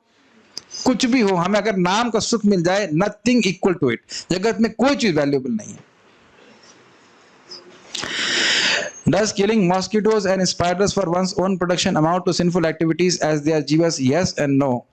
अगर रूम को साफ रखेंगे तो ये सब मच्छर वच्छर नहीं होंगे उतने, ठीक है। रूम को गंदा करते हैं, इस कारण से ऐसा होता है, ठीक है। तो अब हम लोग पारायण कर लेते हैं। आपका प्रश्न है? Okay, he is official, we have imported him for asking questions. Yes please. हाँ, वैसे हमने आज इसमें भक्ति विष का एक चैप्टर कवर कर लिया। एक चैप्टर यही होता है कि जगत की सृष्टि भगवान ने क्यों करी, तो समझ में आ गया। हाँ जी, भक्ति विष कवर कर लिया मैंने, ये दूसरी बुक का फर्स्ट चैप्टर। हाँ, हरे कृष्ण प्रभु, thank you for that class. आपने कहा कि माया डजंट इम्पैक्ट द आध्यात्मिक realm. Yes, but the reason that we're all here is because we had a desire to have bhog and enjoyment, and at that time we were not in the material world. So ये कहाँ आपने अभी तो, आप ये तो मैंने नहीं बोला। weren't we in Golok, all of us earlier, and then we saw Krishna enjoying, and then we were. तो आप अज्यूम कर रहे हो। शास्त्र क्या बोला है? नित्यबद्ध जीव, जो नित्यबद्ध जीव है, अनादिर बहिर्मुख, अनादि रूप से, अनादि काल से वह भगवान से बहिर्मुख है। ये तो शास्त्र नहीं वर्णन कर रहा ना कि गोलोक में थे, वहां से टपक गए यहाँ पे। आप शास्त्र का वचन बोलिए ना, हम अपने हिसाब से तो नहीं सोच सकते ना। So when we go back, then we'll never ever. जब आप वापस जाएंगे तो बोलेंगे ये आ गया पार्थ बद्ध जीव, आया मटेरियल वर्ल्ड से, आ गया ना, चलो इधर झाड़ू लगाओ, झाड़ू लगाओ। ऐसा नहीं बोलते। They will accept you with all the love. और उसके लिए कृपया, आप तो अंग्रेजी जानते हैं, माता जी के पास पैसे भी हैं, बृहत भागवतामृत नाम का ग्रंथ है, तो खरीद लीजिए, तो फोन में और एक बार जिंदगी में पढ़ लो। पार्ट 2, जिनको भी अंग्रेजी आती है, बृहत भागवतामृत माइयों माता जी पढ़ लीजिए, बहुत सुंदर ग्रंथ है। उसमें समझ में आएगा गोलोक कैसे पहुंचता, तो क्या स्वागत होता है उसका। कृष्ण उसको आलिंगन करके बेहोश हो जाते हैं गोप कुमार के। एक बार तो जीवन में मरने से पहले पढ़ लेना चाहिए, ठीक है। So we don't know the source where we were before we came. जानने की जरूरत भी नहीं कि हम कहाँ थे, इतना समझ लेना चाहिए था कि हम यहाँ हैं भौतिक जगत में। एक बार एक शिष्य ने पूछा, प्रभुपाद ऐसा तो नहीं कि हम स्वप्न देख रहे हैं कि हम यहाँ पे हैं और हम यहाँ शायद ना नहीं हो? तो प्रभुपाद ने कहा, you are very much here, तुम वाकई यहाँ हो भौतिक जगत में। मतलब स्वप्न मत देखो, भजन करो, भगवान के पास जाओ। ऐसा नहीं वो स्वप्न देख रहे हैं, हम है ही नहीं यहाँ, ऐसा कुछ नहीं है। हो भैया, हो यहाँ, तुम भोग रहे हो। हाँ, और कुछ? And is there no translation of Purush to in English, because it's not man or human? पुरुष आप हिंदी जानते हैं ना, तो फिर काय को पुरुष पुरुष मींस एंजॉयर। मैं अभी कोट इसलिए नहीं कर रहा हूँ, मैंने महाराज से सुना था, पूरी इंग्लिश एंजॉयर बोला जाता है, पुरुष मींस एंजॉयर, उसी सेंस में। हिंदी में नहीं है ये, हिंदी में अभी तक तो नहीं है। क्या यस हिंदी में है। हिंदी में क्यों नहीं कि किसी ने हिंदी में अनुवाद, बाबू वो अलग प्रश्न है, वो हिंदी जो जिस हिंदी में है उसे समझना बड़ा कठिन हो जाएगा। और कोई प्रश्न नहीं तो ठीक है, हम लोग आज से फिर तीसरे अध्याय का पारायण शुरू कर रहे हैं हम लोग। हाँ